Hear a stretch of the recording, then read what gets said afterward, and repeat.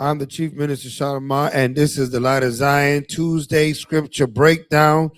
Shalom to all the family online. We'll give y'all a minute to get up in the building. All praises to the power of Abraham, Isaac, and Jacob, whose mercy truly endured forever. We're a little bit behind, 21 minutes behind the time. So I'm going to give y'all a minute to get all in here. Be a friend and tell a friend to log in, that the class has begun. Shalom to all the family that's logging in. Shalom to the family in the building. Right, we're here right now at 2937 West Broad Boulevard in sunny South Florida. Right, Fort Lauderdale, if you know what it is. Come on through. All right. So it's Tuesday, Scripture Breakdown. All right. I have with me here the engineer extraordinaire. Right, the good pastor, Pastor A. Cole, is in the building. All right. And I got the engineer, that's the engineer extraordinaire. I also got their producer, right, in the chat. Each Mariah say shalom, and she'll say shalom back at you. And on the way in, the short shot, he's not here right now, but he'll be here shortly. All right. Mr. Amawan Bonloya Bonyasharella. But for now, I'm going to hold it down because we got to get this party started. We got to get into this word. We got to get into the scriptures.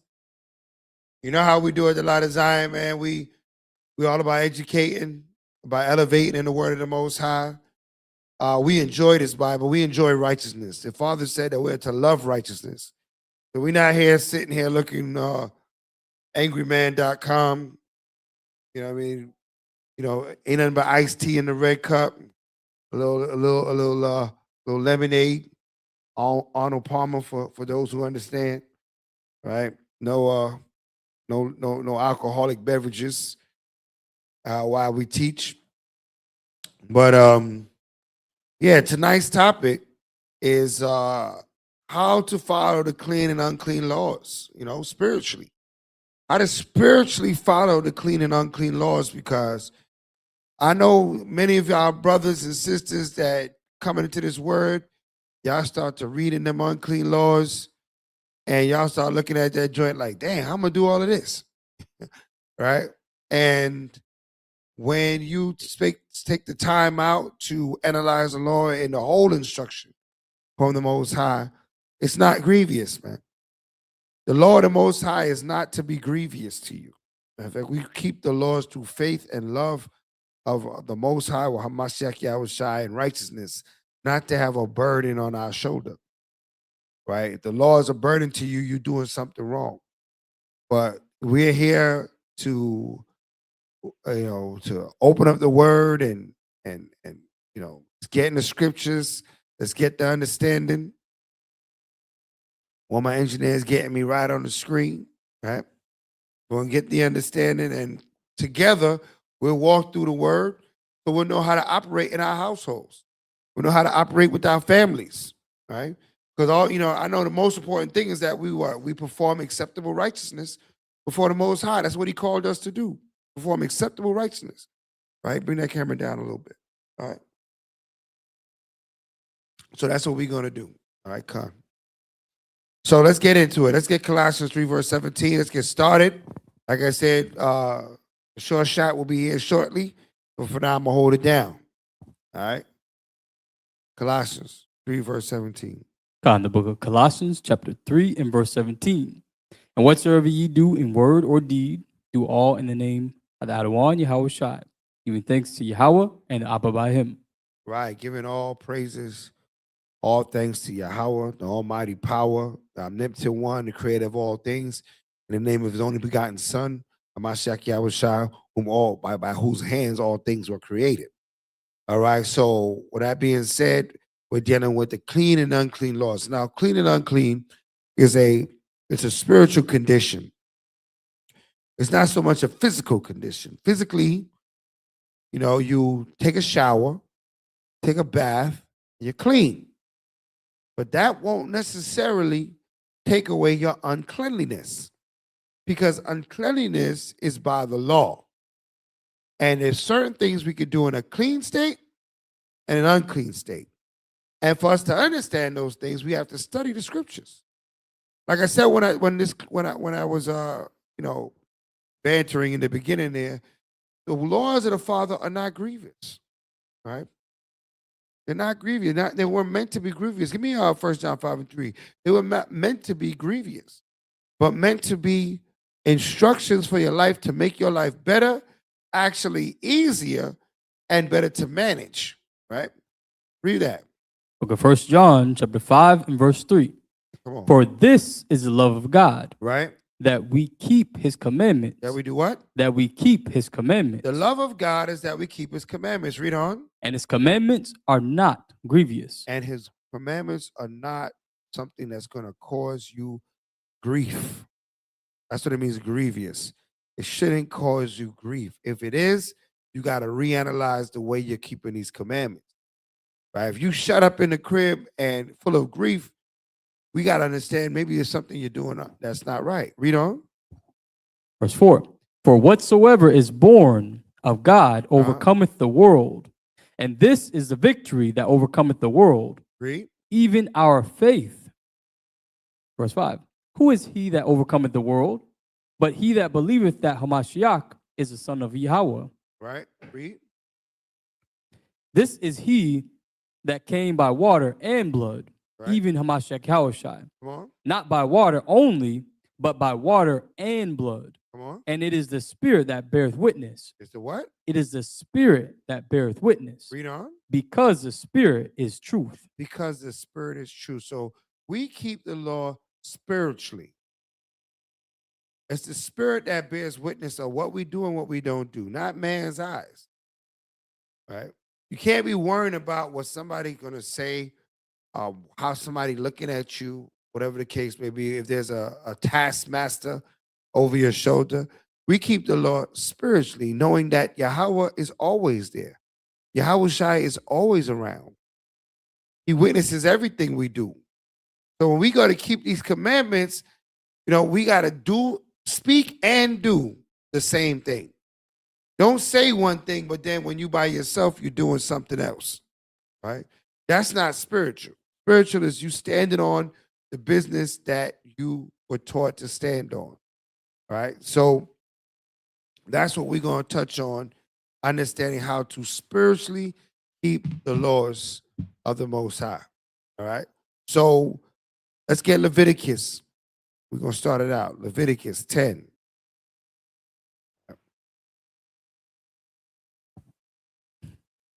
Book of Leviticus, chapter 10.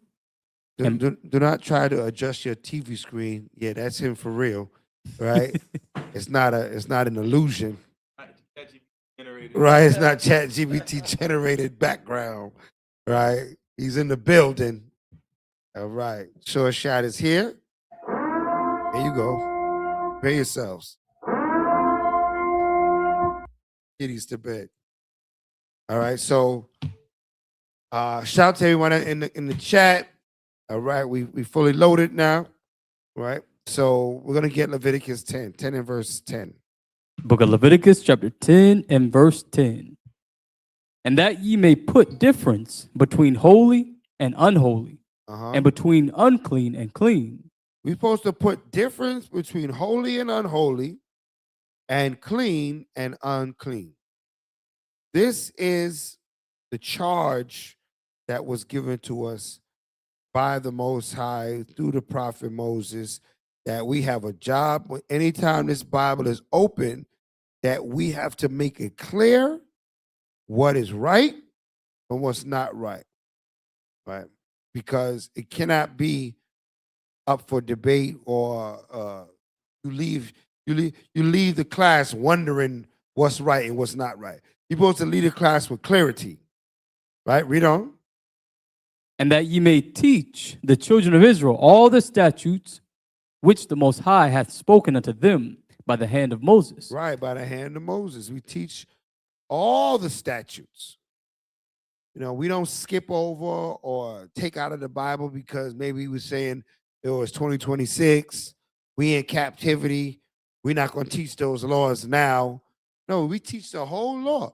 But we also, along with the knowledge and the wisdom, we bring understanding, application to your life now so you don't find yourself in a box.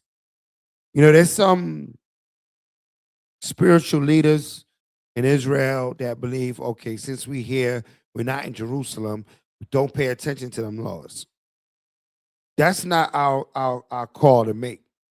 We have to pay attention to every law and reconcile every instruction that the Most High has given us. Let's get Exodus 44 and verse 23. I'm sorry, not Exodus, Ezekiel. Ezekiel 44 and verse 23. Book of Ezekiel, chapter 44 and verse 23. And they shall teach my people the difference between the unholy, Salakia, between the holy and profane. Right. And they shall teach. Matter of fact, start with verse 22. Khan. Ezekiel chapter 44, verse 22. Go ahead. Neither shall they take for their wives a widow, nor her that is put away, Right. but they shall take maidens of the seed of the house of Israel. So this was talking about the high priest, right? Just so you understand the context. This is talking about the high priest and what, the priest lineage. You're talking about the sons of Aaron.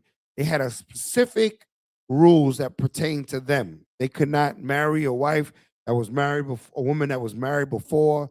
They could not take certain things in their bosom because they were consecrated. Read on. Or a widow that had a priest before. Right. Or a widow of a priest that died. Right. Go ahead.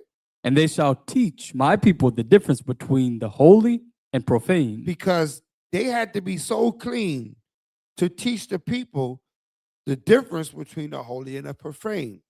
Now, of course, we're not under the stringent Levitical priesthood, but we do have this prophecy here. Give me hold that. Let me get Peter, 1 Peter 2:9. Then we're going to come back to Ezekiel 44. Book of 1 Peter chapter 2 and verse 9. Read. But ye are a chosen generation, Uh-huh. a royal priesthood. A what? A royal priesthood. So the Father called us to be a royal priesthood, a chosen generation. So some of what the priests had to uphold, we have to uphold it as a people, right? Some of the laws concerning them. Read. An holy nation, a peculiar people, Uh-huh. that ye should show forth the praises of him who hath called you out of darkness unto his marvelous light. Right. So we have to show his marvelous light. What is his marvelous light? The laws.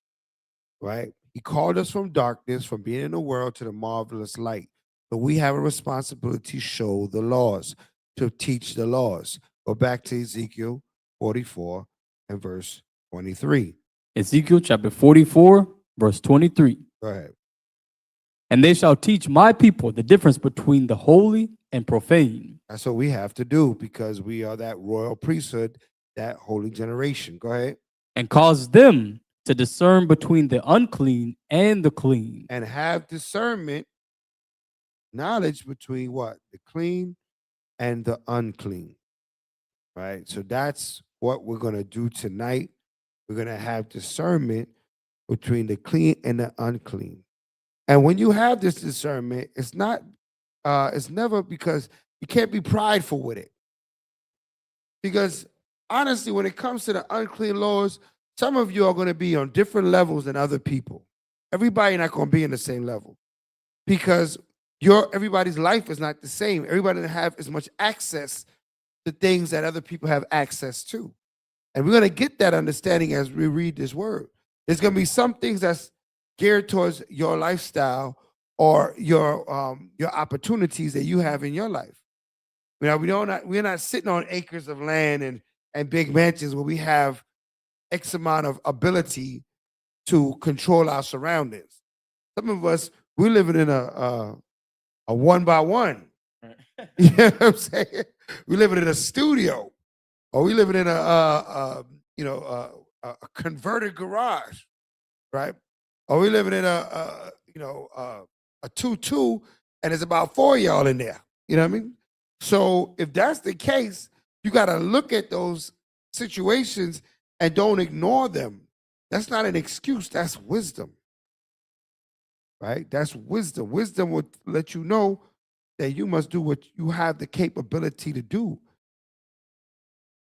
Some of us, we look at these unclean laws and we start to hold ourselves responsible for things that there's no way you're gonna able to handle that. Come on, what you got? Cap could read Mark 12 and 30.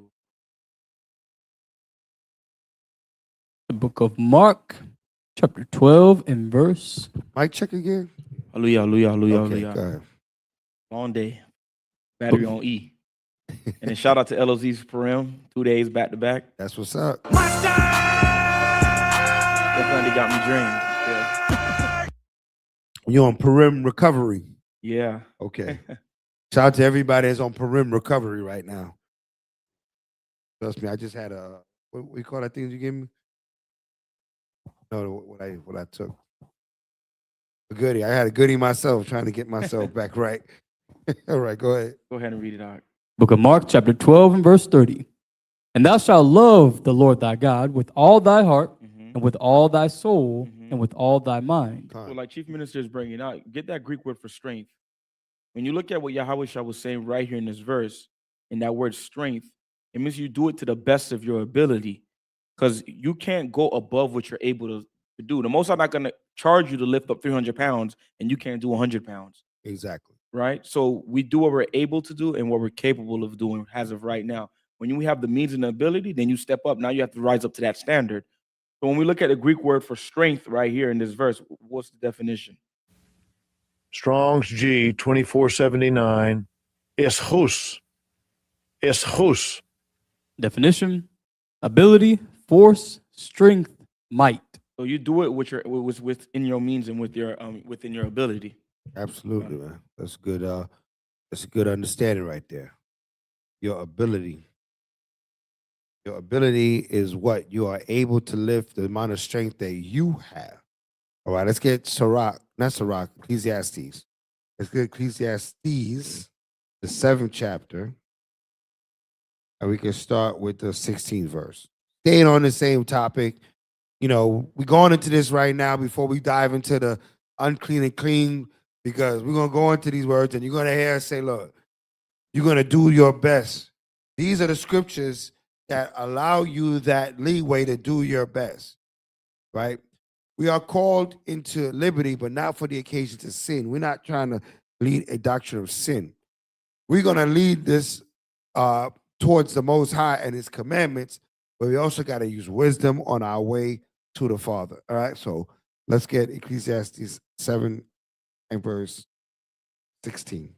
Book of Ecclesiastes, chapter 7 and verse 16. Go ahead. Be not righteous over much, Right. neither make thyself over wise. No, make yourself what? Neither make thyself over wise. Read. Why shouldest thou destroy thyself? When you make yourself over wise, you can destroy yourself. What does that mean, make yourself over wise? Right? Now you are driving yourself crazy trying to be clean in an unclean country, in an unclean state, in an unclean city, in an unclean community, right? But you're trying to be squeaky clean. Family, there's certain things that we don't have complete control over, and you searching out everything, trying to determine, who packaged the meat that you bought, or the where the vegetables that you're eating originated. What was the seed, right? Was the seed a good strain? We can get beyond what we have control over. Now, by all means, do your best. But if it gets to the point where you're fearing to move or to handle your business because you're worrying about uncleanliness, then we have a problem. Then it's becoming a crutch instead of something beneficial, right? You don't want the word to become something that's an obstacle in your life. but something that's directing you. So don't be over much wise, man. You know, searching out everything and trying to achieve every letter of the law, because you're only going to trap yourself, you know, thinking that you're more righteous than you are. Matter of fact, I want to read the 15th verse, because the 15th verse is something that we have to consider. Ecclesiastes chapter 7, verse 15. All things have I seen in the days of my vanity. Right? There is a just man. There's a what, man? There's a just man There's a just man, read. that perisheth. That what? That perisheth There's a just man that dies, read. in his righteousness. In his righteousness. Right? He was a just man, living a good life, and the Most High called him back to the heavens. Read on. And there's a wicked man, right, that prolongeth his life in his wickedness. Then you got somebody, you got mobsters growing old and moving to Florida and retiring. Then they cause havoc someplace else. They old in a nursing home somewhere in Florida with bodies under their belt. Right. You can't bug yourself out with what you're able to achieve in this life. All you have to be is sincere with your righteousness. The rest belongeth to the Most High. Don't think you're gonna get a guarantee of if I master this unclean law, I'm guaranteed to be here when I'm 120. Who knows if you're gonna see 70? Right. So don't start thinking that this is a surefire shot to the things that you desire. When we keep the commandments of the Most High, it's for sincerity and truth, right? We're doing our best ability, but we're not cashing in to think that, oh, if I do this, the Most High going to make everything go my way. Nothing might not go your way. I hate to be the bearer of bad news, but you're not guaranteed nothing. Most High, he don't owe us nothing. All we got to do is love him and keep his commandments, but he don't owe us nothing. So we got to be humble when we come to these commandments and these laws. Right? We cannot be overly confident in our own ability. Your ability, like the captain was bringing out, your strength is only by your ability. Right? If someone's stronger than me, right? Shout out to Captain Bayav, right? His ability is not my ability. When he's slamming them 545 caddies, I can't do that no matter how much I think I can, right? At 3, I'm tapping out. But then what? Am I moving at my ability? Yes. Is he moving at his? Yep. Is his more than mine? Yep. Is his work more precious than mine? Nope. Is my work more precious than his? Nope. We're both doing what? What we can at our strength. Read on there. Verse 15. All things have I seen in the days of my vanity. There is a just man that perisheth in his righteousness, and there is a wicked man that prolongeth his life in his wickedness. Go ahead. Be not righteous over much, Right. neither make thyself over wise. Why shouldest thou destroy thyself? Right. Don't try to do more than you can. Learn the commandments and follow to the best of your ability. Read on. Be not over much wicked, Right. neither be thou foolish.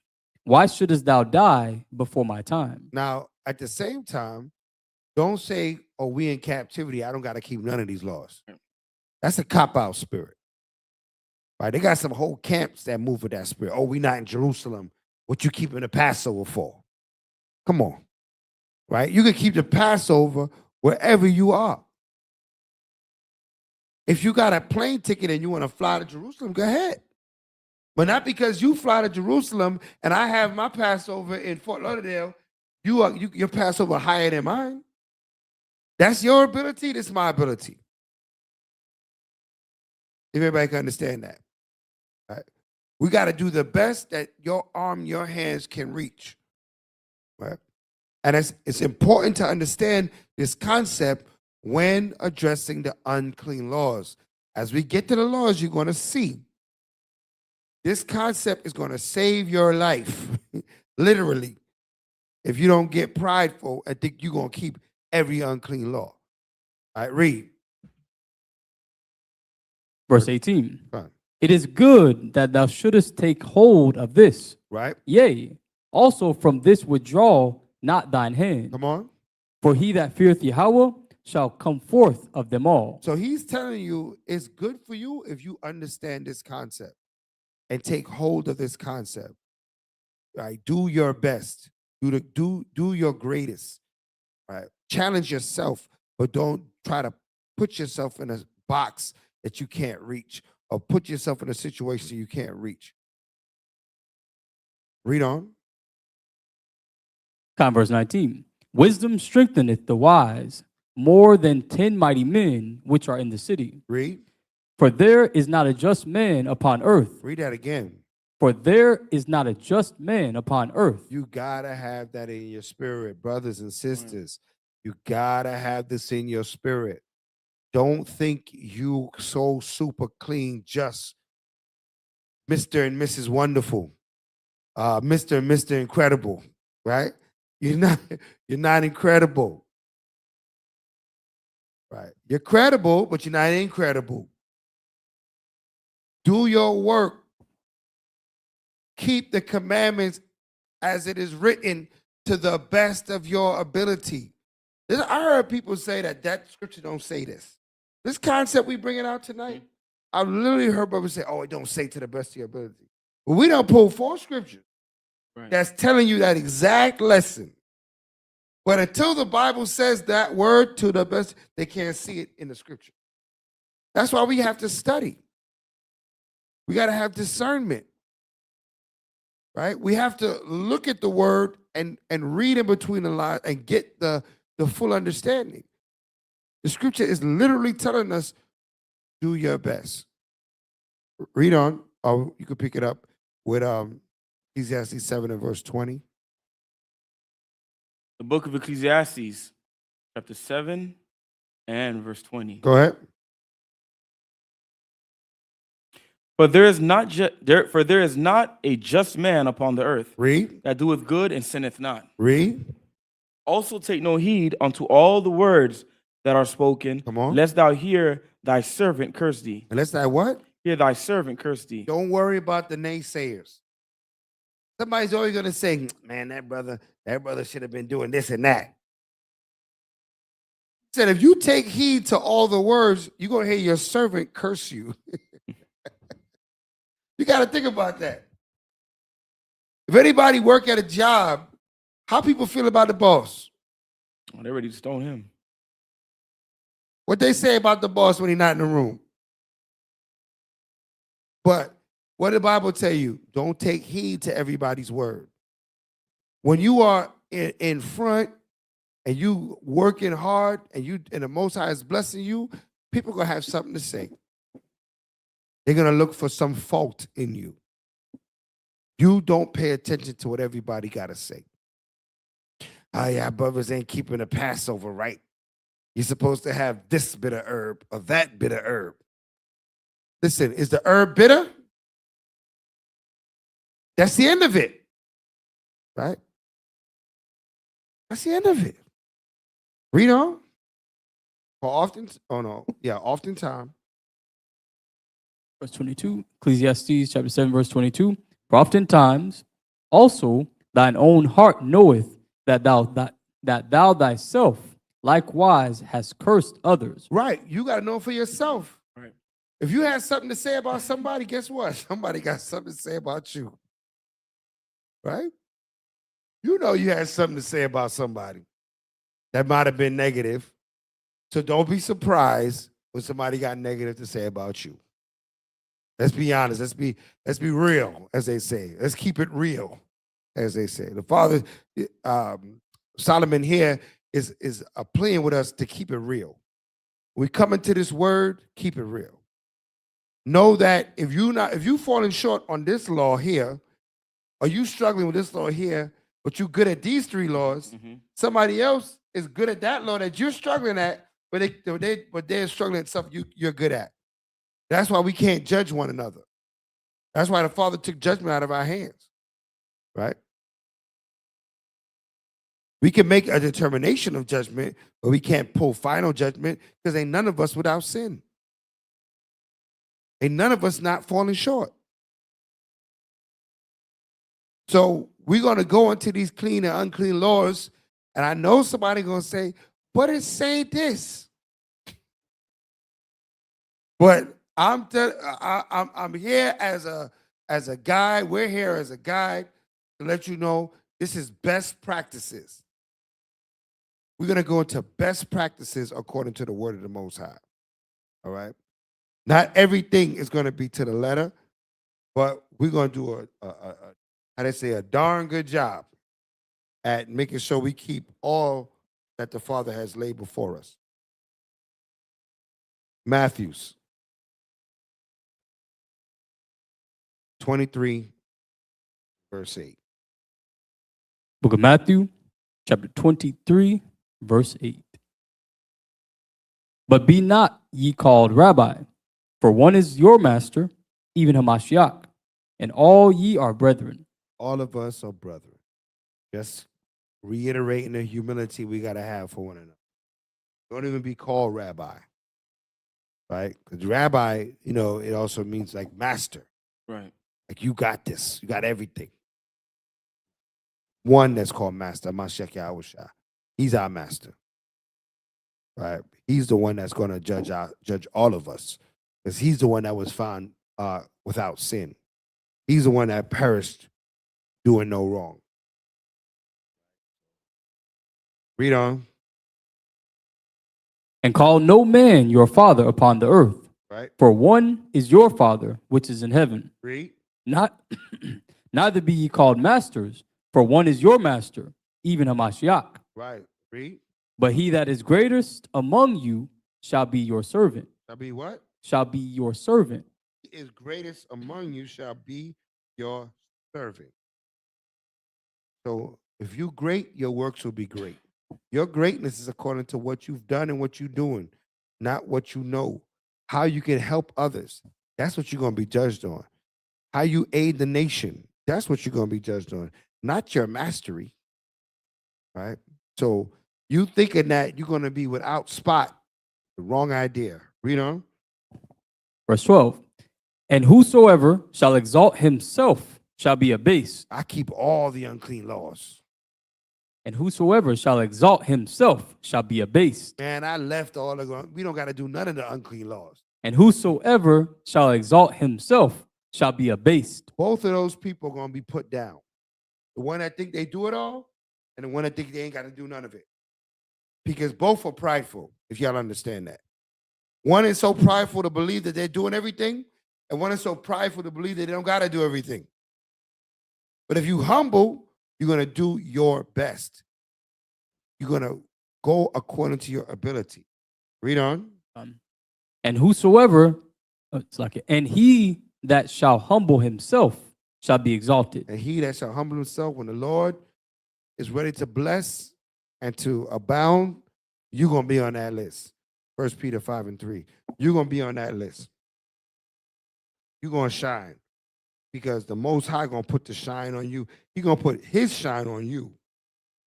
Because you humbled yourself to him. You didn't make yourself of any great reputation. 1 Peter 5, verse 3. Book of 1 Peter, chapter 5, verse 3. Neither as being lords over God's heritage, but being in samples to the flock. That's it. Nobody's your Lord here. We're all examples. We as leaders, we have a responsibility to know what's going on with our brethren, our sisterin. That's just order. You know what I mean? Even in the household, you got brothers and sisters. What's the job of the oldest brother? Watch the younger ones. Keep order. Can you tell your parent, that's not my son? Right? You could say that, but your face going to get rearranged. You know what I'm saying? You could say it, but it ain't going to go well for you, right? You automatically inherit responsibility for the ones that's coming up under you. Same thing with the word of the Most High. Some of us have been doing this for a while. We automatically inherit the responsibility for those that come up in this word after us. You can't say, well, that ain't my brother, that ain't my, he not part of my camp, he not part of my school. You call anyone in Light of Zion, they're gonna be there as a servant and a shepherd towards Yah. That's it. We ain't got nothing else to do with you, right? Because we understand our responsibility, right? It's taught, it's trained. We're trained to take care of business according to shepherds of the good, or workers of the good shepherd, sons of the shepherd, I should say.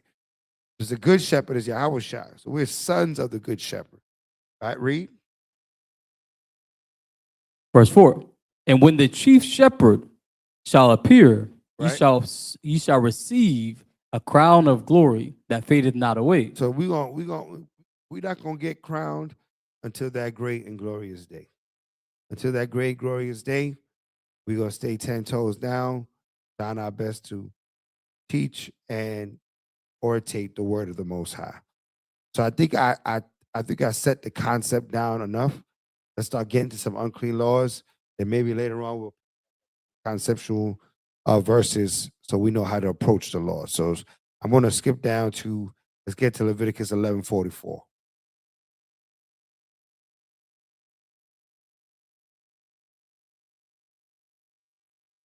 Book of Leviticus, chapter 11 and verse 44. So like real quick, Chief, before he read Sure. the verse, do you mind if I get the Hebrew word for unclean? Sure. Go ahead.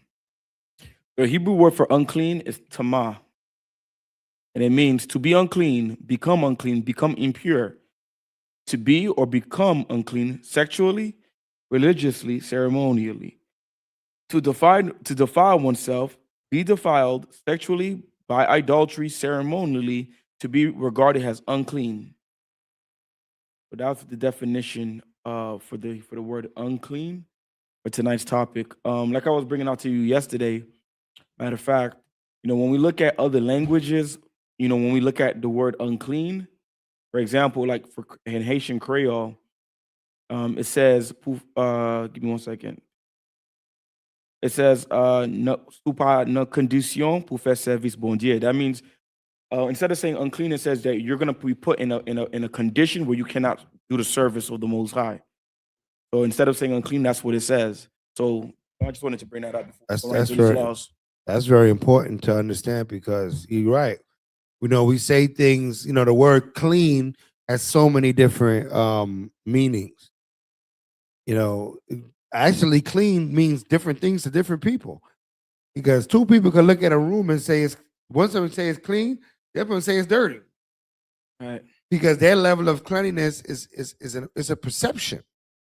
There's something in this society, they say, oh, he was clean shaven, as if hair is dirt. All right. And that idea of clean, it's a perception. And we want to use the Most High's perception of clean, not our own. All right, not our own. What you got? What you pulled up there? I remember at one point, some Moorish people were going into white, black, clean, unclean, etc. I was just looking into the etymology of this Old English word.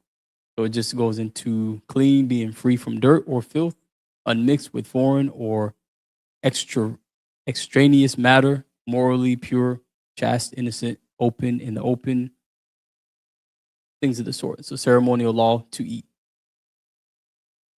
So, yeah, obviously it has a lot of different meanings. In different languages, right? But ultimately it means pure, or uncontaminated, or what's that? Large, replace it by clear, pure, in the higher sense. Clear is another word they use. So no obstacles, right? So if some people say they talk, clean speech, like you have the clean version. mm-hmm. What does that mean? There's no obscenities, Right, in this version of the song, right? It's not that the song is literally cleaner. I mean, it's just missing the pronouns, right? That are not that's considered what it called unclean speech. Plugged in back? Yeah. Okay, that's considered unclean speech. All right. So let's get to Leviticus 11:44. Let's start out with some unclean laws. Let's see how we're going to tackle them and handle them. Leviticus chapter 11 and verse 44. Mm-hmm. For I am the Most High, your power. Right. Ye shall therefore sanctify yourselves, Right. and ye shall be holy, Okay. for I am holy. Mhm. Neither shall ye defile yourselves with Mhm. any manner of creeping thing that creepeth upon the earth. Right. Read For- on. For I, the Most High, that bringeth you up out of the land of Egypt, to be your power, ye shall therefore be holy, for I am holy. Read. This is the law of the beasts, Mhm. and of the fowl, and Mhm. of every living creature that moveth in the waters, Read. and of every creature that creepeth upon the earth, Come on. to make a difference between the unclean and the clean, Mm-hmm. and between the beast that may be eaten and the beast that may not be eaten. So in this context of Leviticus 11 chapter, you know, this is a widely used chapter, which goes into the beasts that we can eat and the beasts we cannot eat.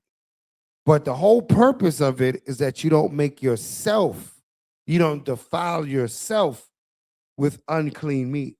Because if you're eating unclean animals, then you actually make yourself unclean. Right.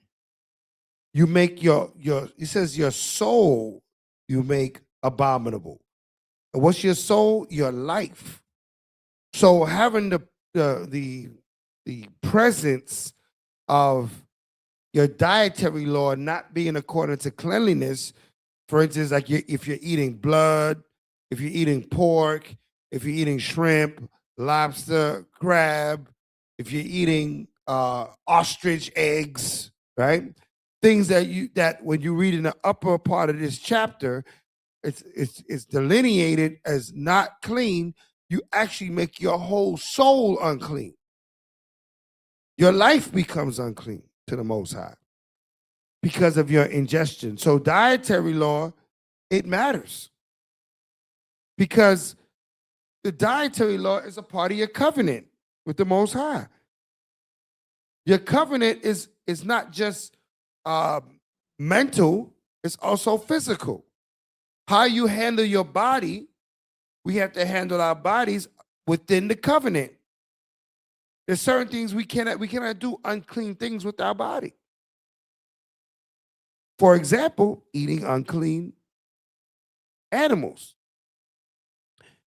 or holding ourselves in an unclean way. We're going to get into that in a minute. So the Father did not leave out your dietary.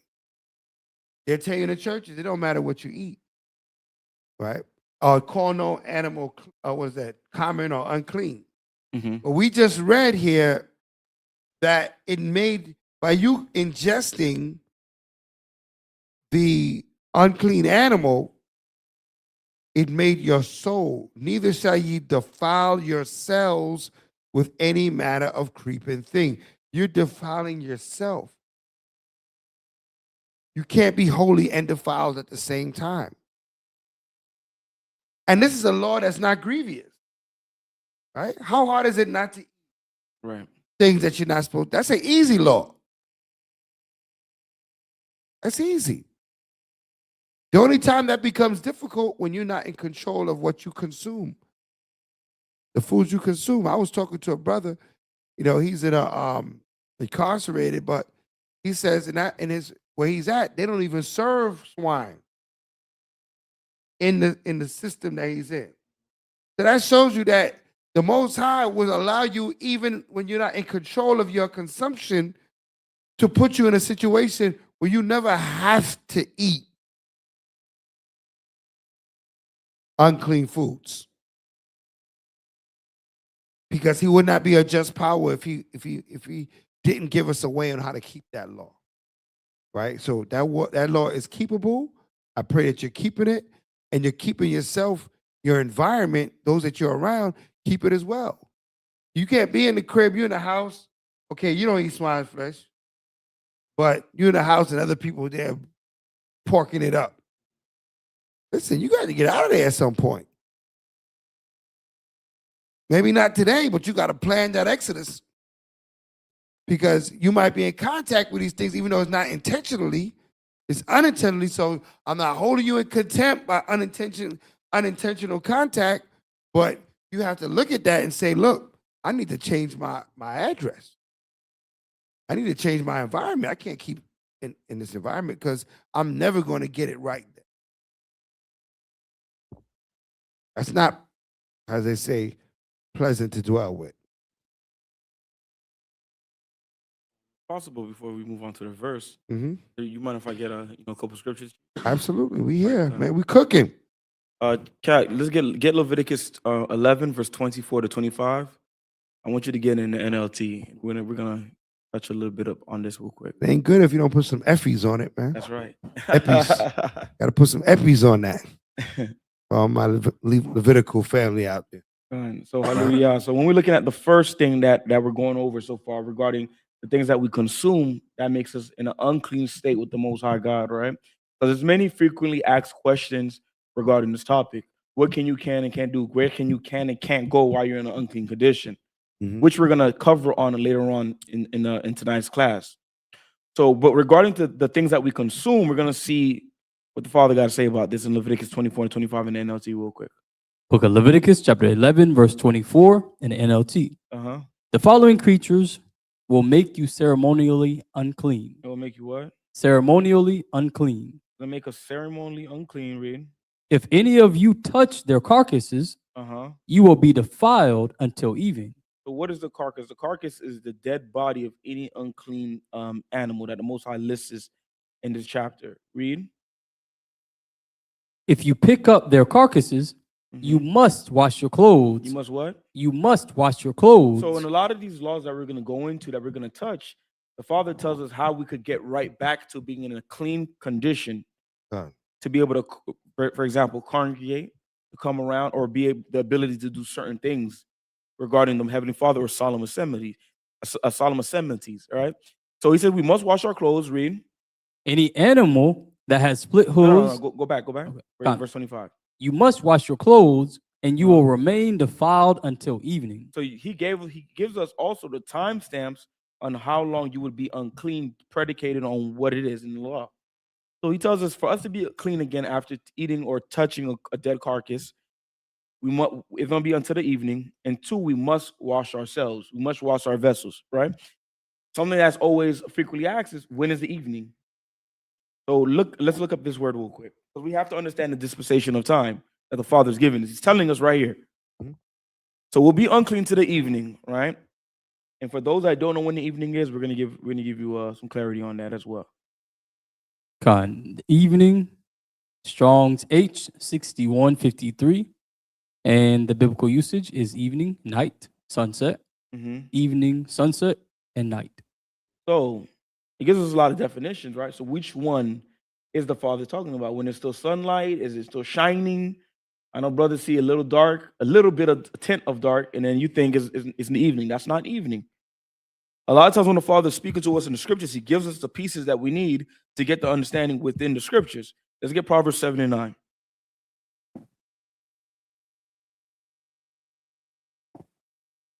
Book of Proverbs, chapter 7 and verse 9. It was at twilight. It was at what? At twilight. It was at twilight, read. In the evening. So twilight and evening is the same thing. At twilight, in the evening, read. As deep darkness fell. As what? As deep darkness fell. So it's giving us a mental picture of when the evening is. When deep darkness is in the sky, that's when it's the evening. That's when it's a new day, right? So the Father lets us know we must wash ourselves when you touch a dead carcass or consume it. And you're going to remain unclean until the evening, until the sun has finally set down. I believe in the Creole, it tells us that too. When the sun rests down, that's when it's a new day. That's when it's evening. Because like it. Oh, that was excellent. That was excellent, man. Hope y'all getting all these scriptures written down. All right, because some people want to debate certain things, but like he said, all the answers are in the scriptures. It's Leviticus 20 and verse 24. All right, still dealing with the cleanliness of dealing with food uncleanliness. Let's read. Book of Leviticus, chapter 20, verse 24. Come on. But I have promised you, you will possess their land because I will give it to you as your possession. Read. A land flowing with milk and honey. I am the Most High, your power, who has set you apart from all other people. Come on. You must therefore make a distinction between ceremonial and clean. So like I'm in the NLT. Yeah. Verse 25. Ye shall therefore put difference between clean beasts and unclean. Right. So, I mean, the NLT was on point. Ceremonial clean and ceremonial unclean. Because, you might realize it's like, for instance, I'll give you an example. Deer meat. You can eat deer, Right. but it's not ceremonial clean. I cannot bring deer to the altar or to the ceremony. I can eat deer in my house, right? Whether I'm in an unclean state or not, I can eat deer anytime. The scriptures say in the roebuck, right? But that's not something that we could come as, in a time of sacrifice, bring to the altar. It wasn't considered an animal that was acceptable, right? So that's kind of an example of just ceremonial clean, right? Read on.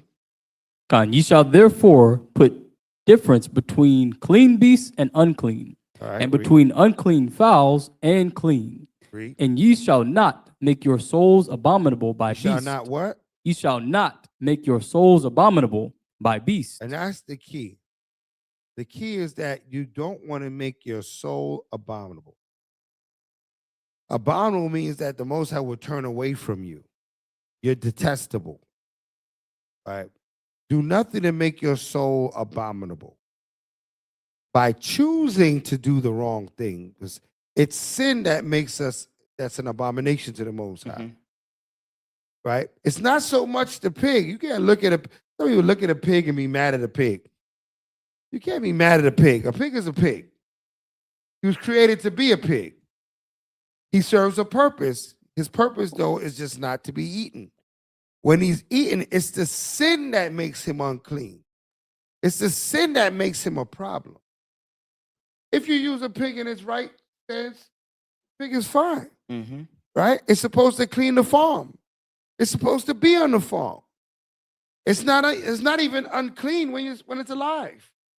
It's only unclean when it's dead. If y'all understand that. The clean and unclean of these animals, ducks and swan, you might see a duck be on your patio.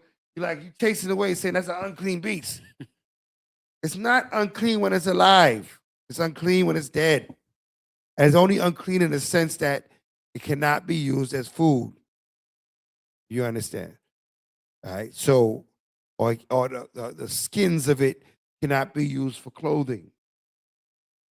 All right. The feathers are fine, but you can't use the skins because the skins is part of its carcass. Right. And the carcass cannot be used. Y'all understand? All right. Read on.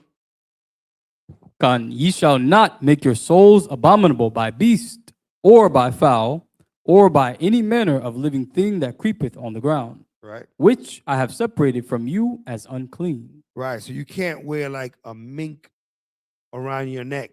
Raccoon mink. A what? Raccoon mink. Raccoon mink around you. You can't do that. You're making your soul abominable. I don't catch me wearing them Wakanda garments. I'd be having some badger around their neck. You can't have no badger around your neck going off, right? That's not Torah, man. You can have the fur, but you can't have the skins, so you understand. Now a shearling, that's sheep. You can wear a shearling because that's all sheep fur. Right.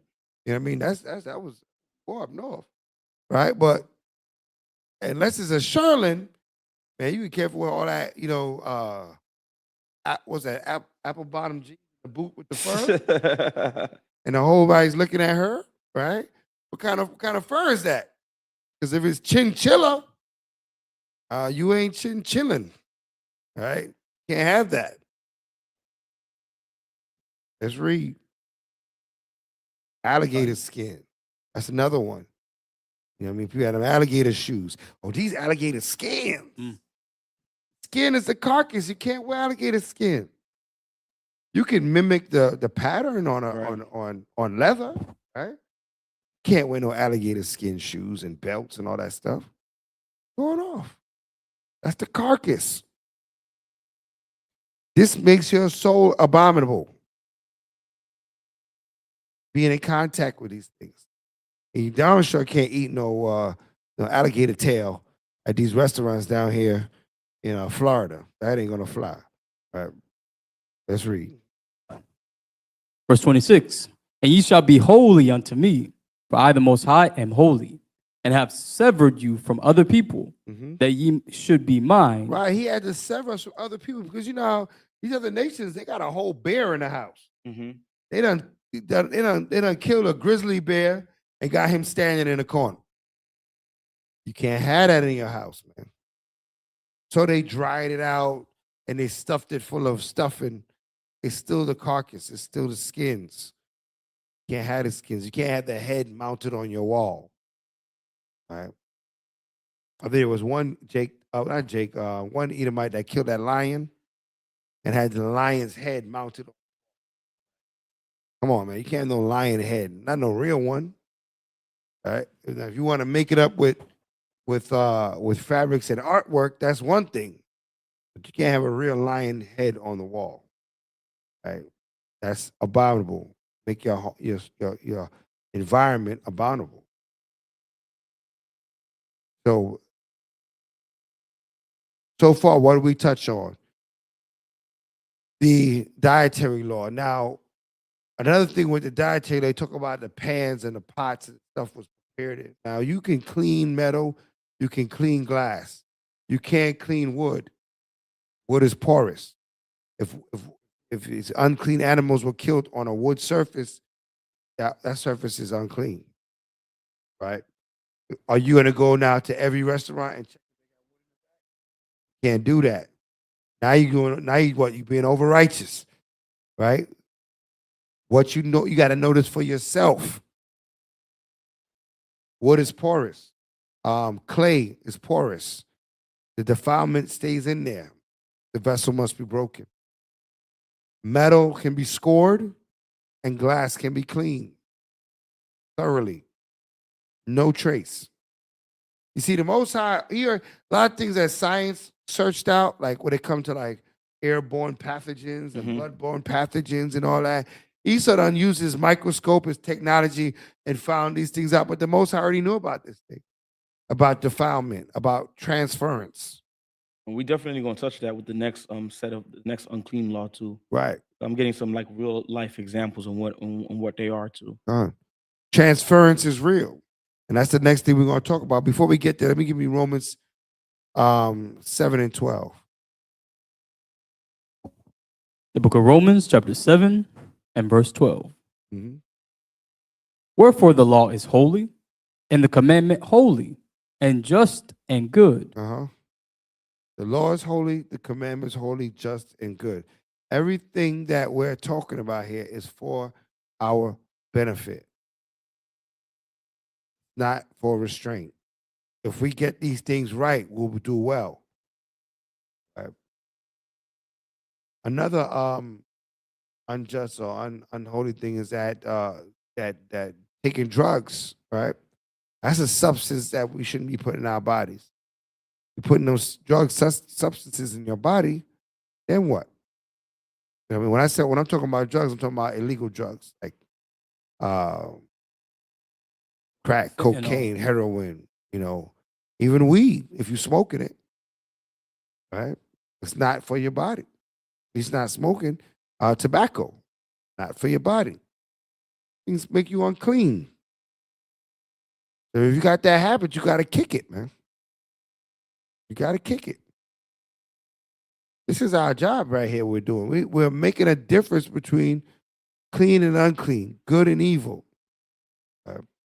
One more verse before we get to the blood transfers. Let's get Malachi 3 and 18. Also throwing some scriptures out at you that you consider how to apply these laws to your life. And then you're applying them for the right reasons. I say not to make Lord over another man, but to know that you're doing your best, they're doing theirs. All right. Read that. Book of Malachi, chapter 3, verse 18. Huh? Then you will again see the difference between the righteous and the wicked, Mm-hmm. between those who serve Yahweh and those who do not. That's what we got to see. That's what we got. That's what we're discerning right now, between the righteous and the wicked. All right. If we want to be righteous, we have to pay attention to clean laws to our best ability. All right. So let's get to the next set of, Leviticus, the 5th chapter.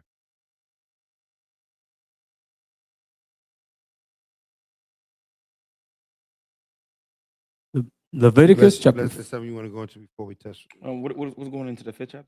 Going to Leviticus, the 5th chapter. Yes. Oh, okay. Con? Leviticus chapter 5 and verse 2. Or suppose you unknowingly touch something that is ceremonially unclean. I don't think you're in the King James. Leviticus chapter 5, verse 2, KJV. Or if a soul touch any unclean thing, whether it be a carcass of an unclean beast, Right. or a carcass of unclean cattle, Come on. or the carcass of unclean creeping things, Read. and if it be hidden from him, he also shall be unclean and guilty. Read.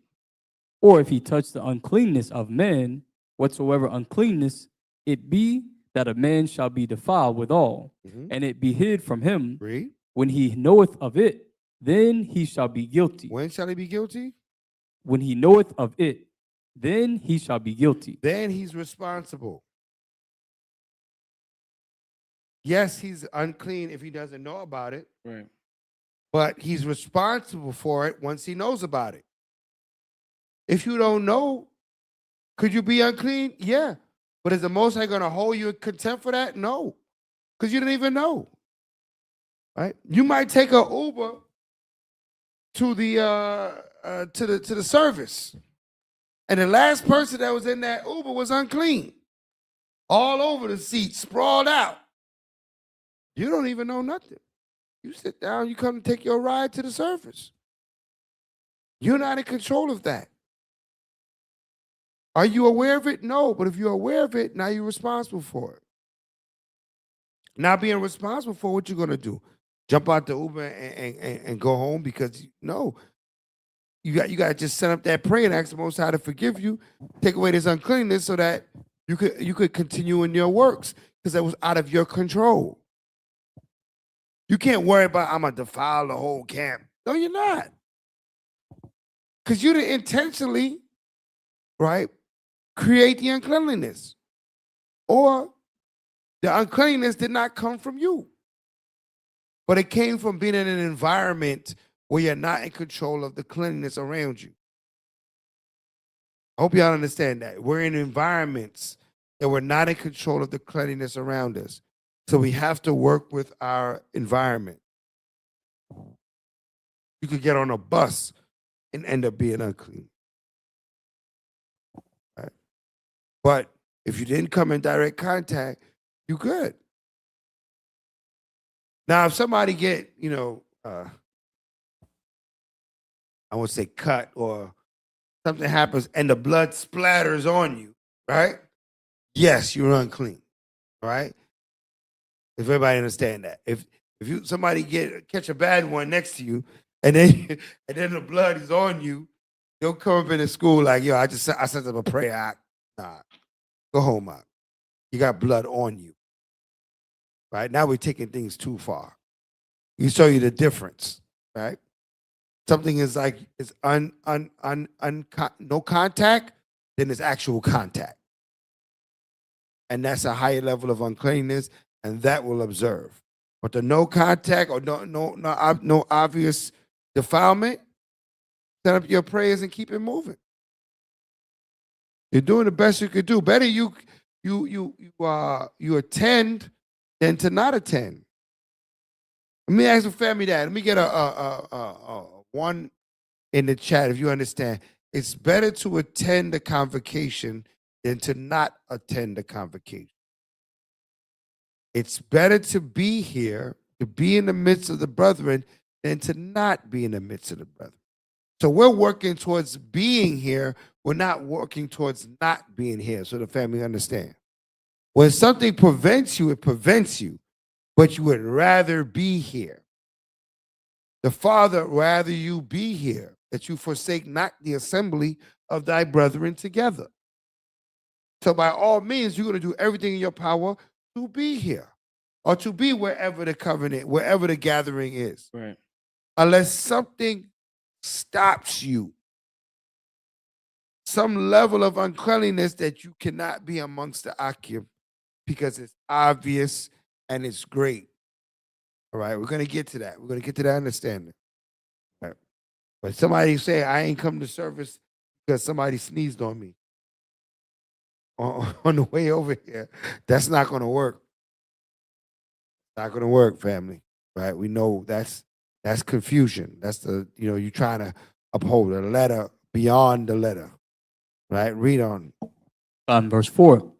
Or if a soul swear, pronouncing with his lips to do evil. Now it's going into something else at that point. So just dealing with the defilement of touching the unclean thing. All right. Numbers 19 and 11. Numbers 19 and 11. Book of Numbers, chapter 19, verse 11. That's that Purim kicking in a little bit. All right. That's that Purim reload. All right. All right. Numbers 19 at 11. Let's get it. Come, he that toucheth the dead body of any man Uh-huh. shall be unclean 7 days. Shall be unclean. How long? 7 days. You have to touch the body. You're unclean 7 days. You touch the body. Read on. He shall purify himself with it on the 3rd day and on the 7th day. He shall be clean. But if he purify not himself the 3rd day, then the 7th day he shall not be clean. Now, we don't have this purification process.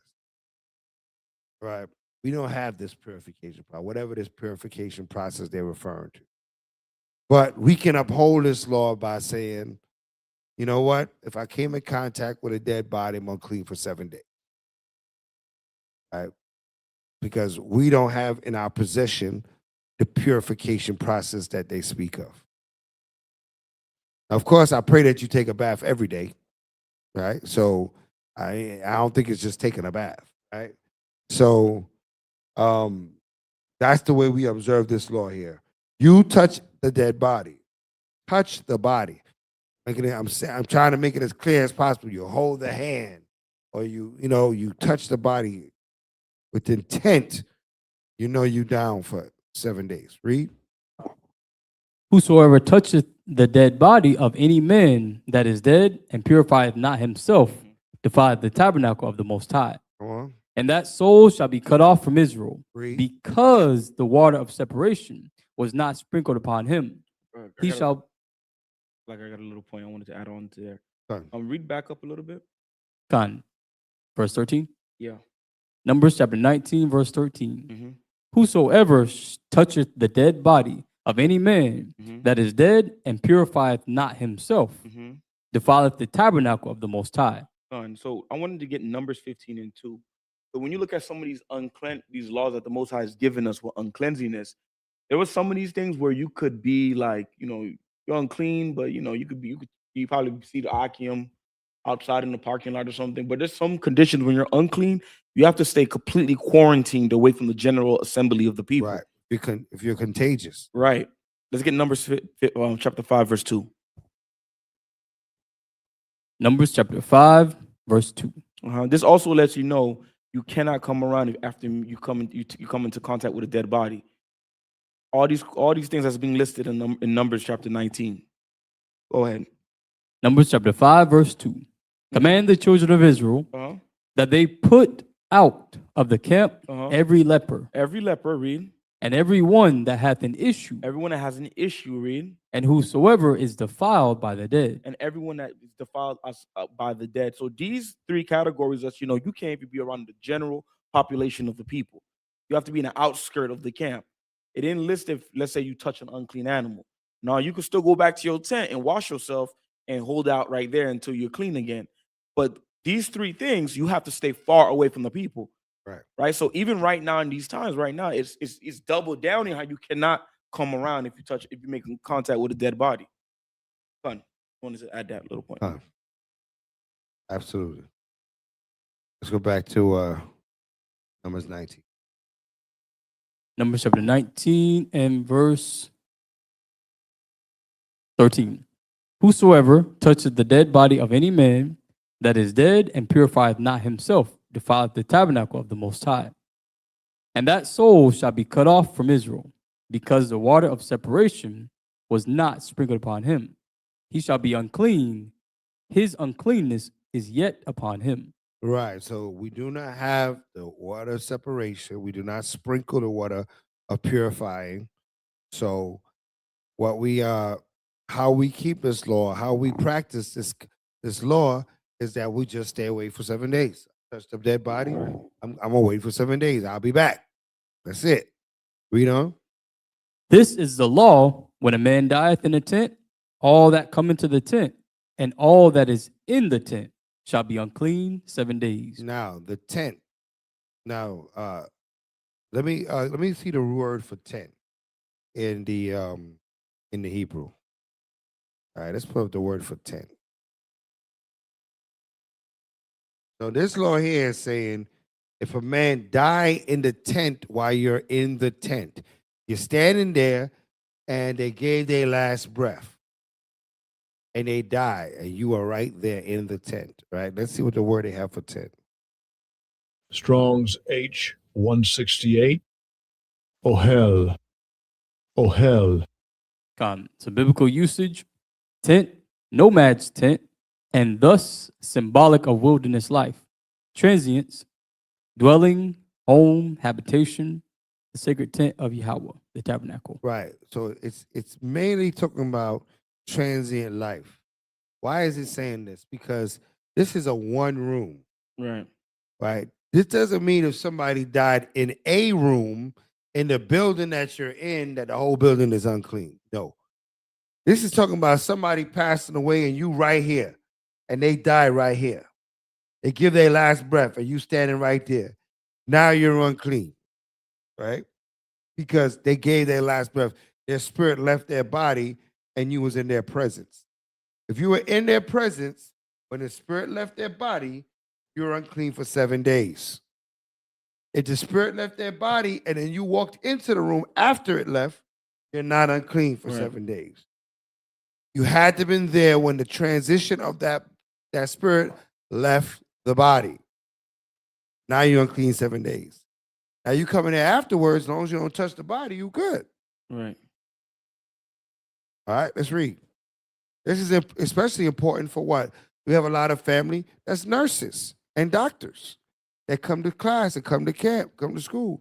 If your patient died and you was in the room and you watched that last breath, you unclean for 7 days. But if you came in the room and it's beep, no more beeping sound, and you say, wait a minute, what's going on with this person? And they passed away, but you came in and they was already dead, you good. Now, if you jump on them and try to administer CPR to bring them back to life, and you unsuccessfully bring them back to life, then yes, you are unclean. Because now you was interacting with the dead body. That makes sense. But if you did not do that process, then you good. Or if you brought them back to life, then you good, you still good. But if you didn't, then you would be unclean. Right? For a lot of our medical staff, that's part of our congregation. Right. All right. Let's read. Verse 2. And go back to Numbers. Or we have Numbers 19. Okay. Numbers chapter 19, verse 15. And every open vessel, which hath no covering bound upon it is unclean. Right. So if there was a cup of water in that room when that spirit left that body, that water is unclean. That shows you that something happens in the spirit when somebody passed away. We can't see it, but something happened. That last breath, something in that last breath Mhm. that can defile the whole room for a minute. All right, read. Verse 16, and whosoever toucheth one that is slain with a sword in the open fields, or a dead body, or a bone of a man, or a grave, shall be unclean 7 days. You got to touch the grave, the bone. You got to get on the grave. Doesn't mean you went to the cemetery. As long as you ain't step on the grave, good. But if you touch the grave or the bone, the dead body, you're down for 7 days. Read. And for an unclean person, they shall take of the ashes of the burnt heifer of purification for sin, and running water shall be put thereto in a vessel. And a clean person shall take hyssop and dip it in the water and sprinkle it upon the tent, and upon all the vessels, and upon the persons that were there, and upon him that touched a bone, or one slain, or one dead, or a grave. And the clean person shall sprinkle upon the unclean on the 3rd day. And on the 7th day, and on the 7th day, he shall purify himself. Right. So, of course, we don't have the red heifer. We're not creating that water, and there will be no sprinkling. Read on. And wash his clothes, and bathe himself in water, and shall be clean at even. Right. So, wash his clothes, bathe himself, and be clean at even. All right. So, now, when it comes to taking a bath, I don't think nobody needs to tell you that you got to take a bath daily. But if it's the case, then take a bath daily. Right. But that is not part of your cleansing requirement, because you take a bath every day anyway. Right. When you're unclean, all you have to do is the days. You got to do the prescribed amount of time. You have to wait for the sun go down, or the 7 days, or whatever is required of you by time. But any kind of washing, that's just cleaning you. That's just cleaning you physically. That's not cleaning you spiritually. You understand? The time cleans you spiritually. The water cleans you physically. All right? These are two different cleansings that's going on. Right? It says clean yourself by water because, of course, they want you to clean yourself by water. Right. That's something that's a given. But anytime you clean yourself, you clean yourself. That's talking about dirt, physicality. But spiritually clean means time. You put the time in. If it was a 7-day offense, 7 days. If it's a sundown offense, sundown. Just so you understand. Go ahead. Verse 21, and it shall be a perpetual statute unto them that he that sprinkleth the water of separation shall wash his clothes, and he that toucheth the water of separation shall be unclean until even. Right. And whatsoever the unclean person toucheth shall be unclean, and the soul that toucheth it shall be unclean until even. Right. So now, if you out for 7 days, and somebody come in contact with you, you're supposed to be unclean to the evening. But of course, this is in certain instances almost impossible to uphold. Like I said, if you live in a 1-1, one of y'all is unclean, eventually you're gonna touch things that each other touch. Right. You can't say, well, I'm unclean to the evening every day. Right? We have to use wisdom. That's when you call for the mercy of the Most High. You pray that, because you didn't come in contact literally with the unclean source. You had no contact with the uncleanliness source. Right? We don't have the sprinkling of the water. We don't have that level of cleanliness. Right? Now, maybe the Most High will return that to us one.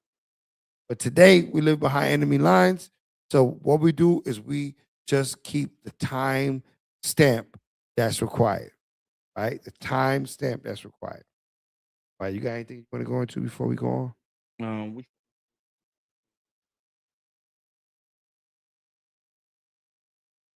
We're going to go to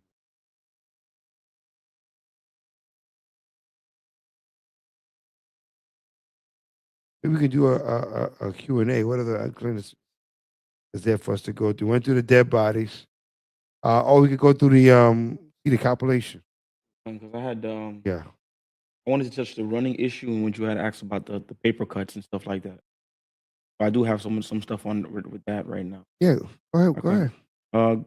Go ahead and get me Leviticus 15 and 1, Cap. The book of Leviticus, chapter 15 and verse 1. All right.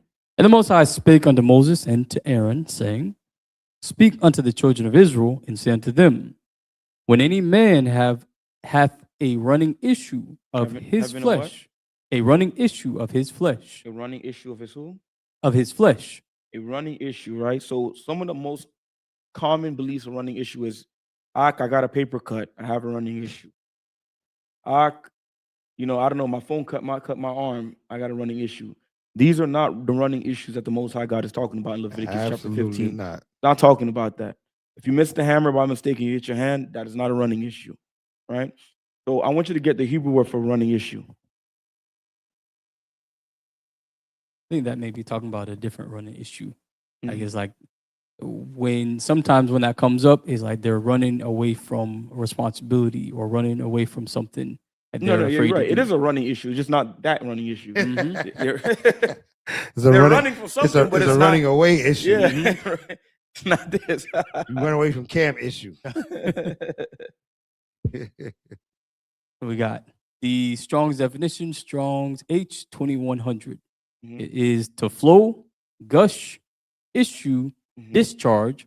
mhm, And then we got call, number 1, to flow or gush, mhm. to die, pine away, to flow of issue from a woman, have an issue or flux. So it's basically giving us you're giving us tips and clues on what this running issue is, right?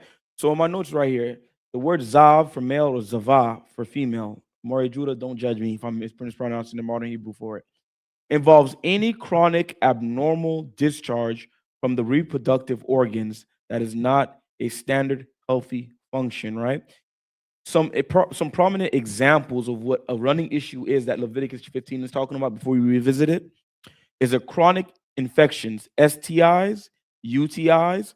The most common straight to the point example of a male zav or of a running issue will be a severe untreated infection like gonorrhea or chlamydia. Yeah, pus. Right. The symptoms from these things, from these two examples, will be a continuous or recurring discharge of pus, like Chief brought out, or fleshly fluid that is not semen. So when we, based off what we're hearing right now, it's not a standard paper cut. This is some type of condition that could cause a breakout. It could be infectious to those around you, especially in the ancient times when the Israelites were in the wilderness. It could cause a whole outbreak like COVID-19. So it's not your standard paper cut, but I'm gonna continue reading. For a female or a woman, it will be like a endometriosis. Endometriosis. You know what he said, right? Endometriosis. What he said. You know, it's crazy. So like a quick sidebar. I know Asa was on the phone with me. He said when it comes to certain words, that's when your Haitian accent comes out. You ever realize that? I was like, bro, you funny. So for a female, the Torah distinguishes between a normal period, nida in Hebrew, and a zava. The example, a woman suffering from that word, or fibroids, or hormonal imbalances that causes her to bleed 15 to 20 days straight, Right. or to have spotting during the weeks between her period, chronic urinary internal issues. So these are examples of running issues. Let's go back to Leviticus 15. Go back to Leviticus 15. You might start Leviticus 15 from the top. Yeah. Yeah. Let's get Leviticus 15 from the top so we can get the full understanding of what's going on. Come, Leviticus chapter 15 and verse 1.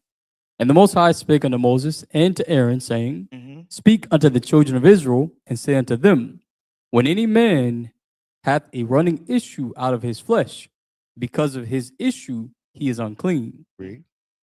And this shall be his uncleanness in his issue, whether his flesh run with his issue, or his flesh be stopped from his issue.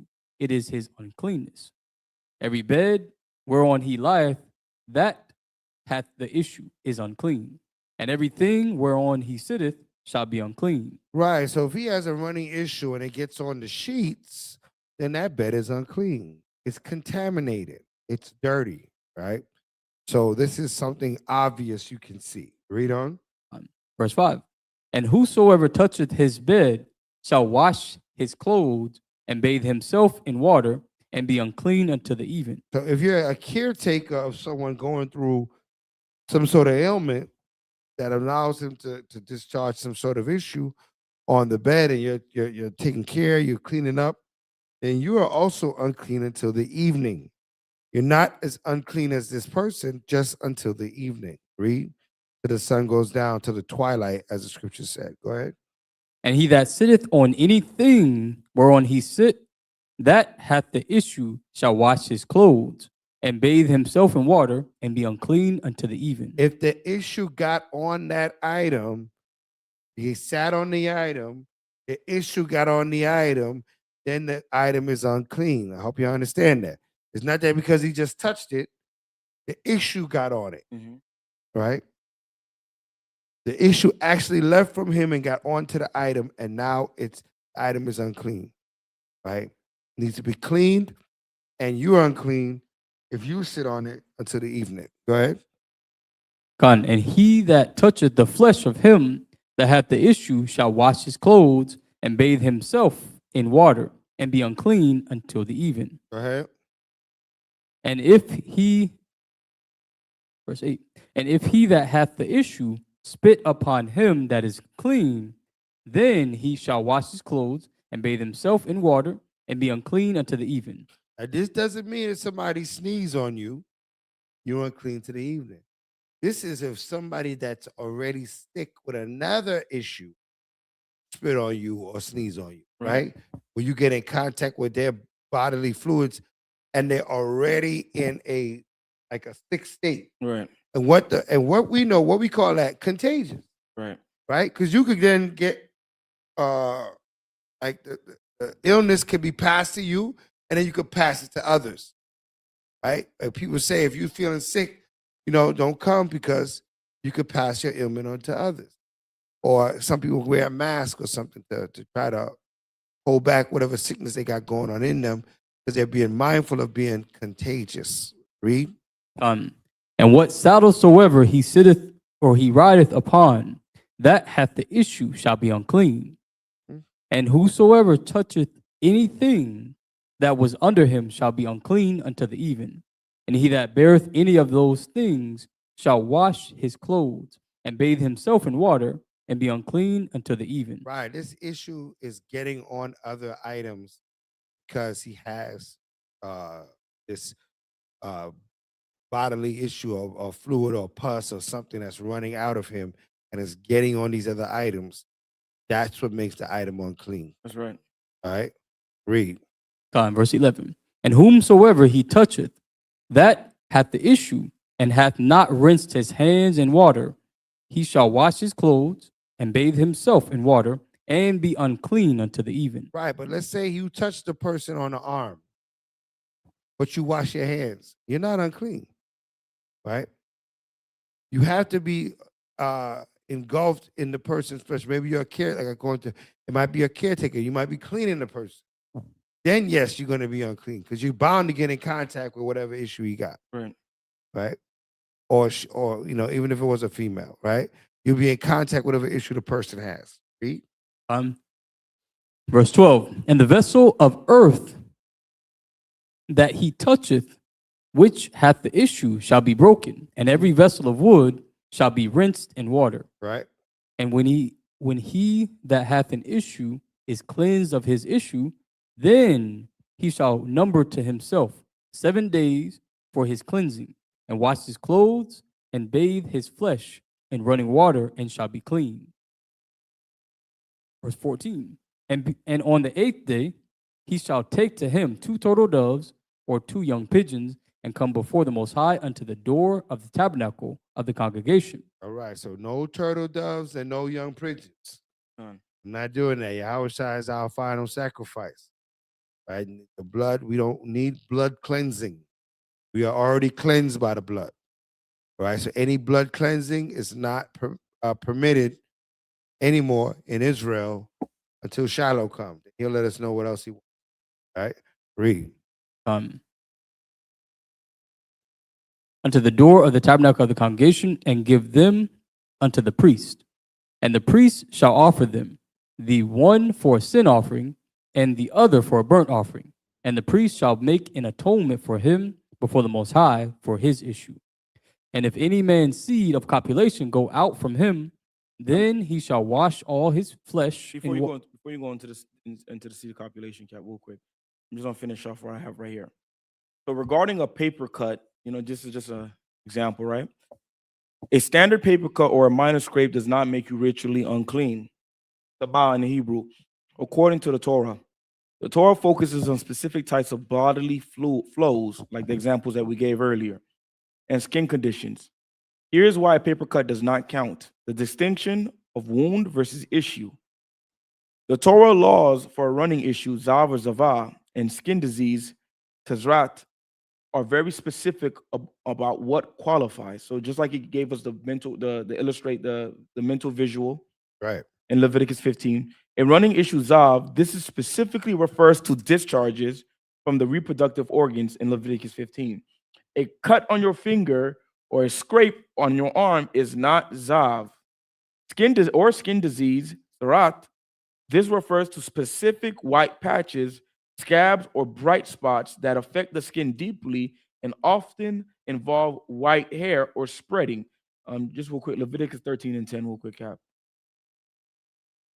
And today that'd be like some severe, what do they call that skin disease, Isha, when the skin is breaking and brittle and bleeding and pussing and what is that?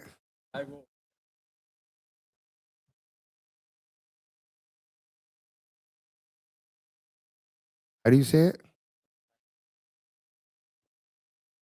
Impetigo. Impetigo. Impetigo is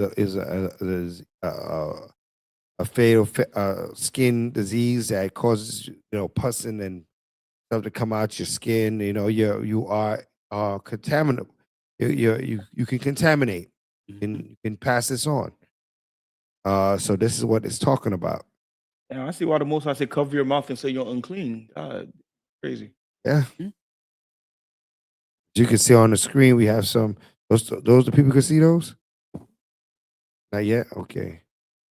Show them what we're talking about. These are examples of a skin function that has a running issue. You can see the yellowing is the white blood cells coming out the body. It's the mucus of the body trying to defend itself against a disease or something. So it comes out and shows up on the skin, and then that can be passed on to somebody. But it's infected. The yellowness is the infection of it.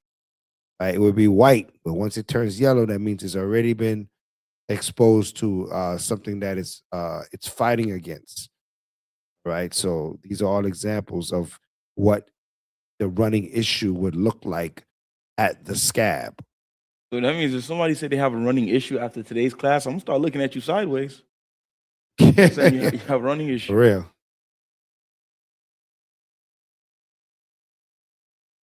Herpes could become a running issue. And it's going to be pussing. Conjunctivitis.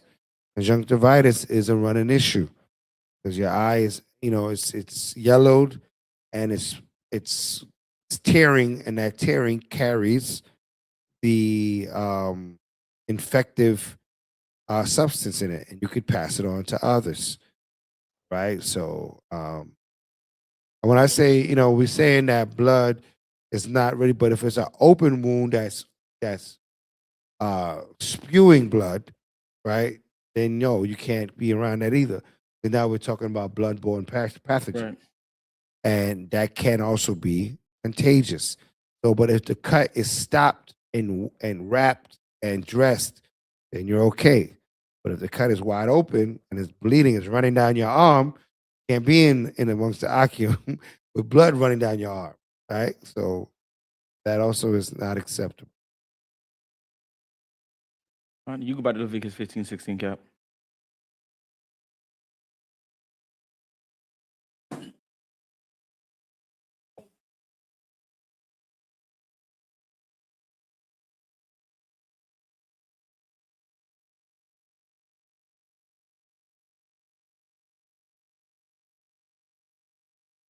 Well, not necessarily, because if a dressing is on it and the dressing is clean, there's no blood protruding out of the dressing, right? You're okay, right? Now, what's happening under the dressing? If it's starting to overtake the dressing, then no, you can't be in it because the blood pathogen is in the air now. It's seen. It's airborne. But if it's closed up, you don't know what's going on underneath unless you take it off. You have to stay on. Yeah.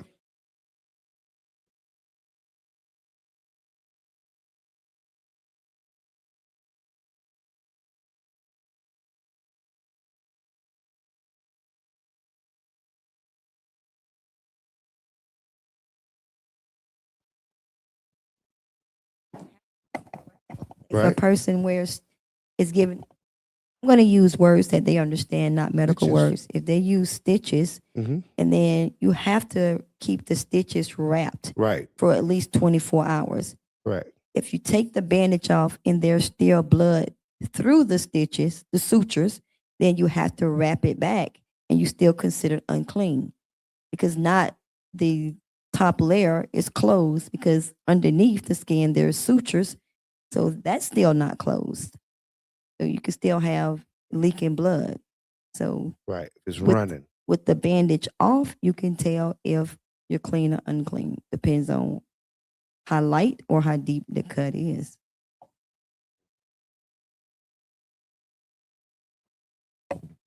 So dealing with stitches, as we heard from our resident medical professional, if there's stitches and it's bleeding still through the stitches, then you still have that issue and that blood can be transferred. You don't want blood that can be transferred on your body, right? But if you just have a little cut and you got a Band-Aid on it, it ain't no, if it's scabbed and it's not running, it's fine. You're clean. No problem. What else you got out? We could continue in Leviticus 15:16 because it's going to address about coming before into the Most High clean or unclean.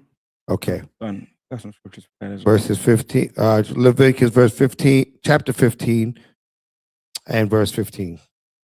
Come. And it reads, and if any man's seed, verse 16, and if any man's seed of copulation, Hold on. go, or you want read before 15? that? You read 15:15 already? Come. Read 15:15 again? And the priest shall offer them, the one for a sin offering, and the other for a burnt offering. Right. And the priest shall make an atonement for him before the Most High for his issue. Right. So our atonement is through Yahushua, for he is our atonement. So the priest does not have to make an atonement for us at this point in our covenant. But what we have to do still is observe the time. Right? That's on us. Read on. For his issue. And if any man's seed of copulation go out from him, So this is talking about when man has intercourse or has ejaculation, right? Read. then he shall wash all his flesh in water Mhm. and be unclean until the even. Right. He has to wash himself and he's unclean until the evening. Read. And every garment and every skin whereupon is the seed of copulation shall be washed with water and be unclean until the even. Read. The woman also with whom man shall lie with seed of copulation, they shall both bathe themselves in water and be unclean until the even. Come on. And if a man have an issue and if a woman have an issue, So stop right there. So now intercourse between man and woman puts you in an unclean state. Now, on the Sabbath day, we are to be putting ourselves in a clean state for the entire Sabbath day, whether we are coming to service or not.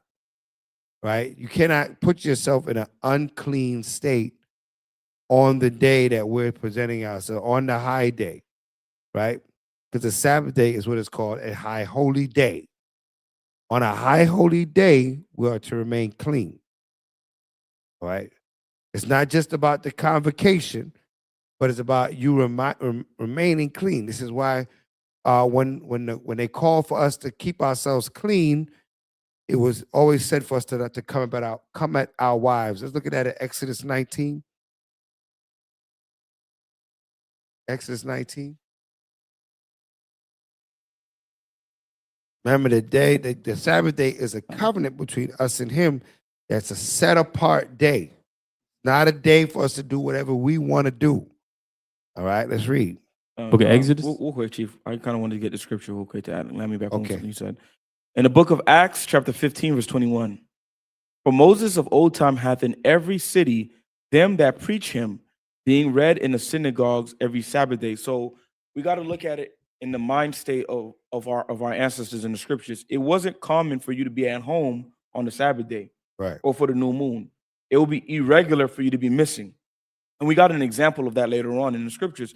So when we're reading it, don't read it with the mentality of how you have brothers and sisters and they don't show up. You know what I mean? Or they're missing an action for feast days. That's not how our ancestors were operating back then. So on the average, on the regular, you would see them on the Sabbath day presenting themselves before the Most High God. They just want to be at home, unless they will be having a running issue or touching a dead body or unclean for some reason. But on regular, though, they will be presented before the Most High. Okay. Well, absolutely. So let's get that Exodus 19. On the book of Exodus, chapter 19, verse 15. Start from verse 10. Verse 10. And the Most High said unto Moses, Actually, start from verse 9. Exodus chapter 19, verse 9. And the Most High said unto Moses, Lo, I come unto thee in a thick cloud, that the people may hear when I speak with thee, and believe thee forever. And Moses told the words of the people unto the Most High. The Most High said unto Moses, Go unto the people, and sanctify them today and tomorrow, and let them wash their clothes, and be ready against the third day. For the Read. third day the Most High will come down in the sight of all the people upon Read. Mount Sinai. Read. And thou shalt set bounds unto the people round about, saying, Take heed to yourselves, that ye go not up unto the mount, or touch the border of it. Whosoever touches the mount shall be surely put to death. Come on. There shall not in hand touch it, but he shall surely be stoned or shot through. Whether it be beast or man, it shall not live. When the trumpet soundeth long, they shall come up to the mount. And Moses went down from the mount unto the people and sanctified the people. And they washed their clothes, and he said unto the people, Be ready against the third day. Come not to your wives. Do what? Come not to your wives. Come not at your wives. Oh, it's like at your wives. Right. Come not at your wives. What does that mean? Come not at your wives. It means do not have intercourse with your wives. Be in a clean state, for the presence of the Yah is coming upon the mountain. It's a part of preparation, because that's you hollowing yourself.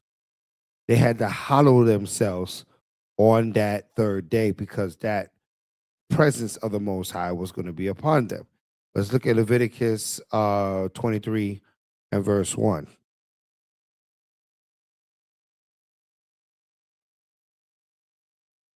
Book of Leviticus, chapter 23 and verse 1. Mm-hmm. And the Most High spake unto Moses, saying, Speak unto the children of Israel, and say unto them, concerning the feast of the Most High, which ye shall proclaim to be holy convocations. What kind of convocation? Holy convocations. Read on. Even these are my feasts. Come on. 6 days shall work be done, but the seventh day is a Sabbath of rest. In holy convocation ye shall do no work therein. It is the Sabbath of the Most High. Right. So people read that and say, well, I'm not going to the convocation. Why I got to be holy? It's still a holy day, whether you come to the convocation or not. It's still a day that you have to hallow. It's still a set apart time. Right? So you don't have a right to make yourself unclean on the Sabbath day. Right? It's a high day. Right? It's not an ordinary day. Right? The Most High made high days and he made ordinary days. How do you determine the difference of a high day and an ordinary day? That's the day where the Most High set aside. The Sabbath is one of the high days that we deal with on a normal basis. We deal with it every week. And every week we're supposed to set that day apart. All right. Let's look at also the hallow this day. Hold on. Get Exodus. Exodus. You could have the wrong understanding concerning this day, thinking that since you're not going to the convocation, are you good? You do what you want to do. Nah. That's not the will of the Most High. Right? We have to hallow the day. We have to respect the Sabbath day, honor the Sabbath day, right? And all that the Sabbath day entails. Which one of the things is to remain clean, is to present yourself before the Most High, right?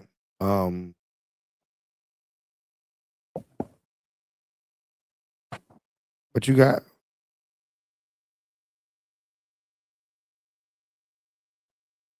Yeah, thank you. The water.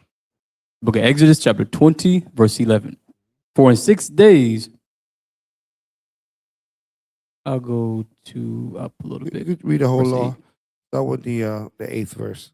Khan, Book of Exodus, chapter 20, verse 8. Remember the Sabbath day to keep it holy. 6 days shalt thou labor and do all thy work. But the 7th day is the Sabbath of the Most High thy power. Right. In it thou shalt not do any work, thou, nor thy son, nor thy daughter, thy manservant, nor thy maidservant, nor thy cattle, nor thy stranger that is within thy gates. For in 6 days the Most High made heaven and earth, the sea and all that in them is, and rested the 7th day. Wherefore the Most High blessed the Sabbath day and hallowed it. And did what? And hallowed it. And hallowed it. What does it mean when something has been hallowed? Can we look that up? That the day was hallowed?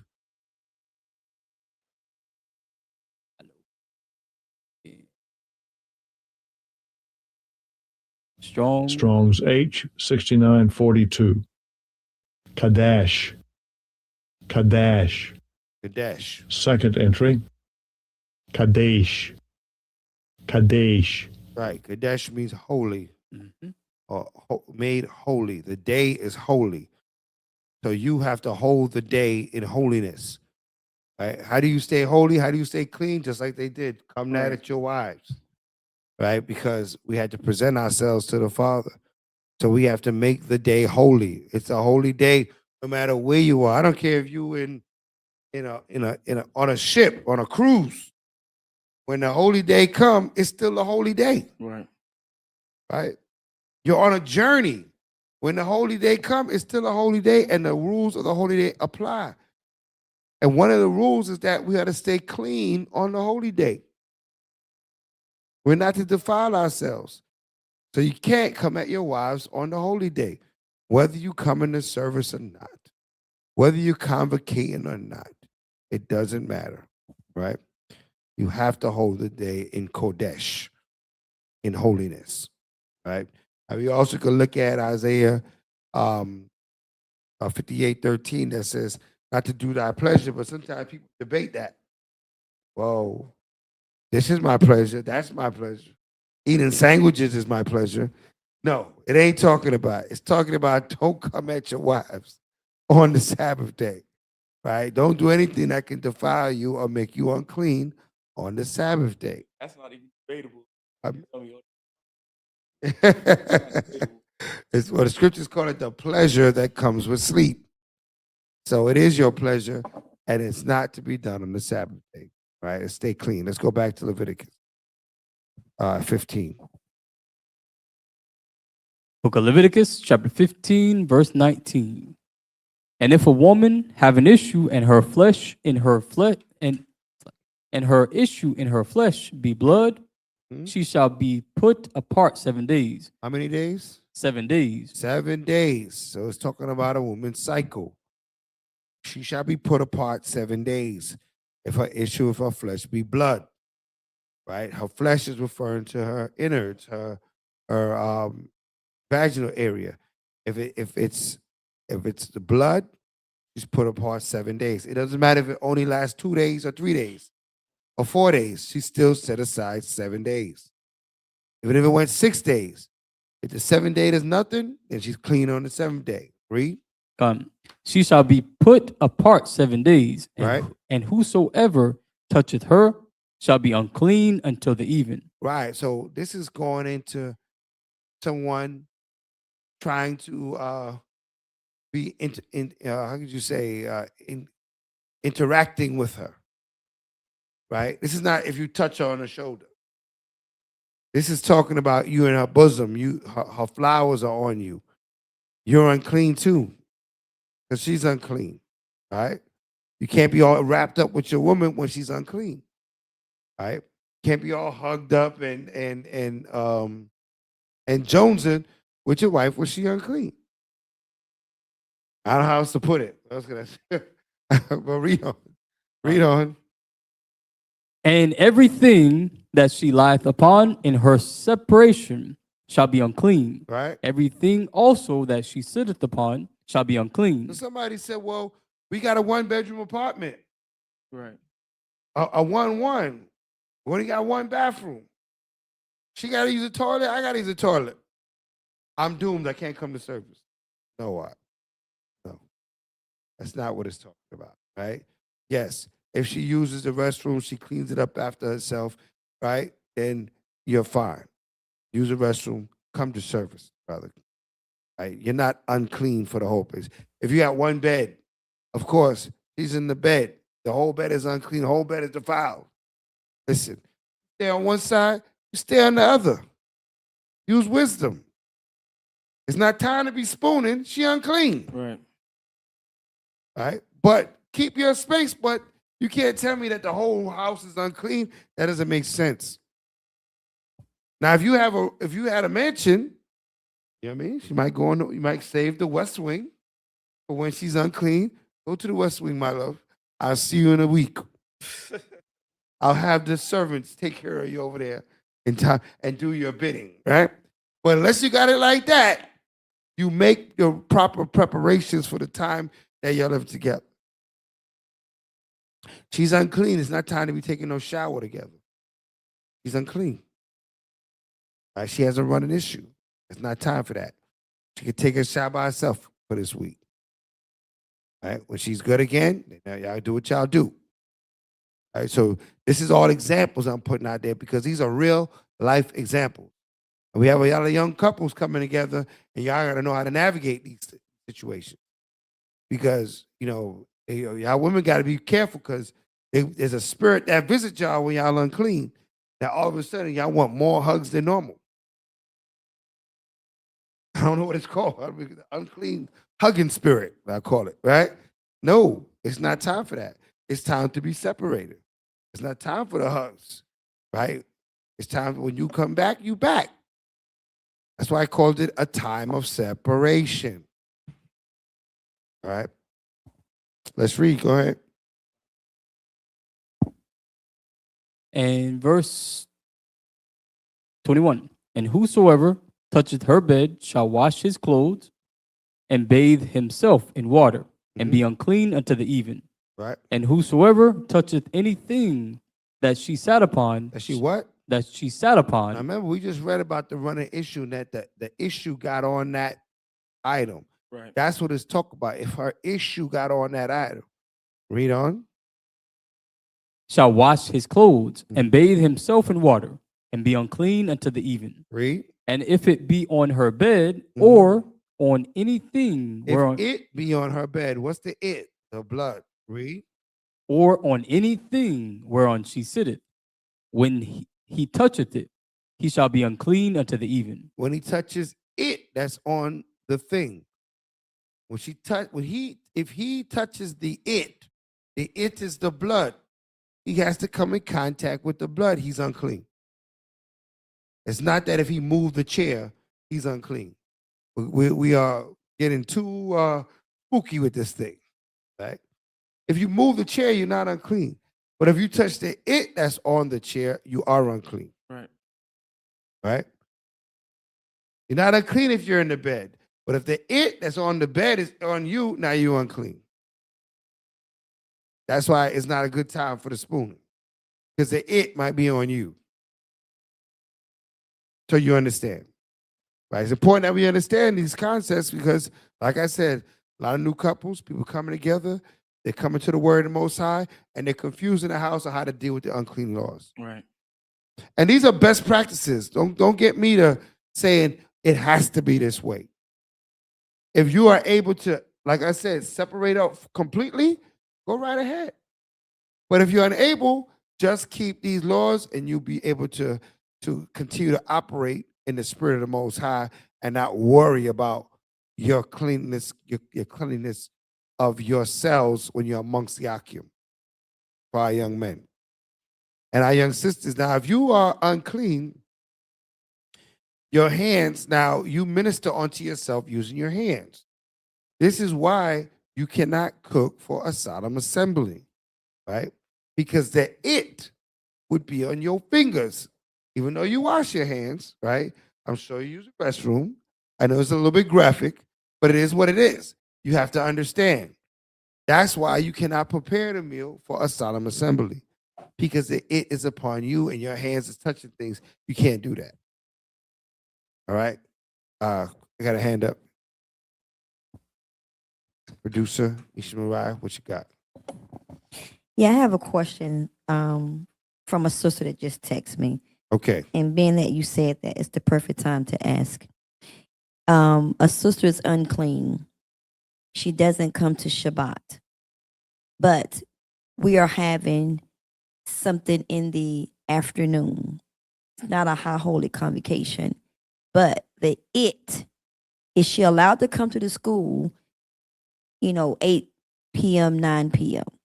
But then the it gets on the toilet at the school. I guess the first question is, if she's unclean, is she allowed to come to the school and mingle and hang out with her sisters and brothers because service is over? Okay, now the solemnity of our gathering is for the Shabbat day. Once the Sabbath is over, you could be either clean or unclean. There's no sin in it. There's only an issue during the Shabbat day, the Shabbat, how could you say, the solemnity gathering, right? The solemn assembly. If there's no solemn assembly, there's not a problem with someone being unclean, because someone being unclean is not a sin. It's a way of life. It's just part of life. We're going to be nidat at certain times. Nidat only matters when there's a calling of us presenting ourselves before the Most High. That's only the time when it matters, right? So if it's not an assembly of solemnity, what's the sin? Right? Now, if we are calling for the cleanliness of the congregation, and we say, okay, not tonight, we're going to uncleanliness in here for whatever reason that we got going on, we can call for that. But just standard law procedure, if it's a high holy day, yes, can I be here? Once the holy day is completed, there's no sin in you being around. Okay. So I'm going to ask again because without getting a straight answer. The Shabbat is a Saturday. The Shabbat starts from Friday sundown to Saturday sundown. But she's specifically talking about Saturday. Okay. Shabbat is Saturday. Unable to come to Shabbat service, right? So Saturday, can she come to the school even though the service is over? She's under the impression that she can come to the school, but if she's not to come until the sun goes down. Do you mean during when we're convocating? Because if we're still convocating, that's still a solemn Like solemnity. we're out eating sandwiches and we're mingling. No. Yeah, we're Can still. she come? Can she come and mingle and sit outside? Because then she'll come inside and the it is on the toilet because she has to use the restroom. Nah, that's a solemn. It has to be sundown. I actually got a scripture for you. It has to be after the Sabbath. I'm being very clear. Sundown. Sundown, it doesn't matter because the Sabbath is over. Right? The Sabbath service is not just when we're praying. Part of the Sabbath service is the break time. It is the eating, the celebratory time of the Sabbath. We're still in the Sabbath. So to be safe, it would just be best for her to not just to come sit in the car and then come out. If she were to mingle with the come and sit in the sisters. car, she would have to take the restroom someplace else. That's the issue. Right. Until the sun is down. Correct. Then, if there's a new moon, you still can't come to the new moon. I got some precepts. You got it. It gets 2 Kings 4, and I want you to start from verse 21. It's just like we brought out in Acts 15, right? Is when we think of the feast days, we thinking of how we do it now. We do it Right. half ASS with the Most High, right? We do the best we can Right. do in the kingdom that we at. In ancient times, it was like religious, like you had to be here, right? So in 2 Kings 4 and 22, it's on paint a picture for us real quick. 2 Kings chapter 4, verse 22. Say Start calm- verse 21. Verse 21, say calm when you have Uh-huh. it. 2 Kings chapter 4, verse 21. Uh-huh. And she went up and laid him on the bed of the men Mhm. of God Mhm. and shut the door upon him So this is speaking regarding Elisha, when Elisha healed this woman's son. Read. and went out. Uh-huh. And she called unto her husband and said, Send me, I pray thee, Uh-huh. one of the young men and one of the donkeys, Mhm. that I may run to the man of God So she's looking for Elisha. Read. and come again. Uh-huh. And he said, Wherefore wilt thou go to him today? Uh-huh. It is neither new moon Mhm. nor Sabbath. So what this shows is that she's looking for him, but he's saying, how are you gonna find him unless it would be like the Sabbath or new moon? Because generally speaking, we will see each other once a week where? On the Sabbath. We'll see each other once a month where? At the new moon, right? So this scripture shows you that we always came together, just like in Acts 15. It links together, right? Let's get 1 Samuel 20. Because Saul's comment gives us some kind of enlightenment regarding this conversation. That typically, if you was unclean, you wouldn't be around, right? Unless if you were, Saul wouldn't make a statement like this in scripture. So let's look at 1 Samuel 20, and I want you to start from 24. 1 Samuel chapter 20, verse 24. Uh-huh. So David hid himself in the field, Mm-hmm. and when the new moon was come, Uh-huh. the king sat him down to eat meat. He sat him down to eat on the new moon. Read. And the king sat upon his seat. Now remember, he not doing no sacrifices or offerings. They're just convocating. Right? Read. As at other times, Uh-huh. even upon a seat by the wall. Uh-huh. And Jonathan arose, and Abner sat by Saul's side, Mm-hmm. and David's place was empty. And David's place was empty. He was missing. Read. Nevertheless, Saul spake not anything that day, Mm-hmm. for he thought, Something hath befallen him. Uh-huh.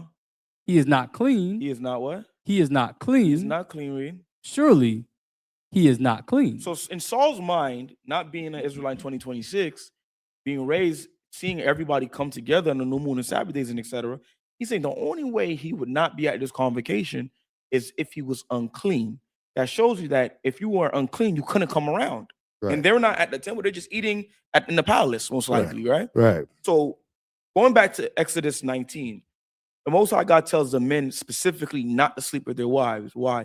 Because normally on a normal case, that's the only way a brother would be unclean. This is why he didn't stress the women. There's many reasons why you guys are going to be unclean, and you can't come before that mount. Right. So typically, no, you can't come outside in the parking lot and while you're unclean. That's still part of the assembly. All right. All praise. All right. So yes, these are all real life situations that we have to be clear on. Right. So when there's a festival day, it may not be called for a solemnity on a festival day. For instance, some of the days of Hanukkah, we only call for 2 solemn days, the beginning and the ending. Abs. Tabs is only 2 solemn days, the beginning and the ending. But the rest of the days, they're just days. Whether you clean or not clean, it doesn't matter, right? It doesn't matter spiritually. Then you have like Purim, where we had 1 day celebration day, 1 day a day of solemnity. That's up to the to the elders that's in that particular congregation, because it's not a high holy day. But high holy days such as like Passover, there's no question you can't be there, right? Because it's a high holy day, presenting ourselves the first day, last day. So that's the understanding. So then the new moon, the Sabbath days have to be in solemnity, solemn feast day. It has to be clean. The men cannot be coming at their wives and then coming to the Sabbath. You can't come at your wife on the Sabbath day, period. Right? So we have to be aware of that. All right. So I hope that brings clarity. If any questions online, this is the time. There are questions online because we're at 10:27. So we're going to be wrapping it in for time. I pray that you got wisdom, knowledge, understanding from the verses that we went through, some clarity on how to keep these laws in these last days, because it can be a little bit tricky for some of the family, but understand we're keeping these laws in the spirit. Right, let me get Romans 7 and 6. Romans 7, verse 6. Book of Romans, chapter 7 and verse 6. Right. But now we are delivered from the law, Right. that being dead, wherein we were held, that we should serve in newness of spirit, and not in the oldness of the letter. Right. So we are serving these laws in newness of spirit, not in the oldness of the letter. It won't be specifically exactly the letter, but in a newness of spirit, understanding that obedience over sacrifice. Right. We try to be as obedient as we can with that understanding, right? That's how we approach these laws, right? So some would say, what's the best practice? Right? You might say, I don't want, nobody, no day going to the sanctuary at all unclean. They don't need to be nowhere near that building unclean, never. Right? That could be someone's position, but it doesn't have to be the position. What we do is what's according to the word of Yah, what's according to the solemn feasts, that there could be no unclean thing found, right? When we go to camp, give me that scripture that says no unclean thing in the camp. Right? Read on. Where you at? Verse 7. What shall we say then? Is the law sin? Mm-hmm. God forbid. Right.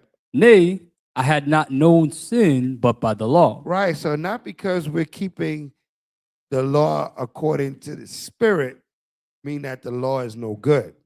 So the law is still good. The law is not sin. We got to keep these laws, but we have to be wise on our approach to keeping the law, not making the law grievous. Read on.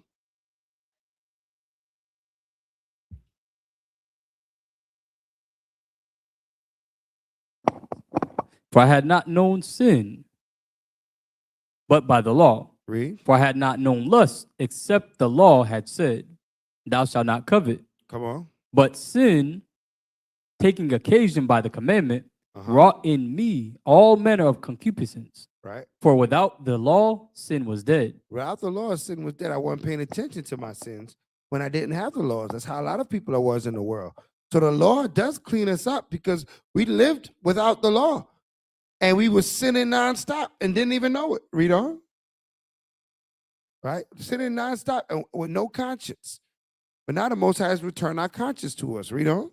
Verse 9. For I was alive without the law once, but when the commandment came, sin revived, and I died. I had to change. My previous lifestyle had to go. I had to die so I could be born again. Read. And the commandment, which was ordained to life, right, I found to be unto death. Right. Now I'm looking at the commandments like, dang, You know what I mean? It was supposed to bring me life, but I'm be breaking all these commandments. It's a death sentence for me. If it wasn't for the spirit of Mashiach Yahushua and his forgiveness. Read.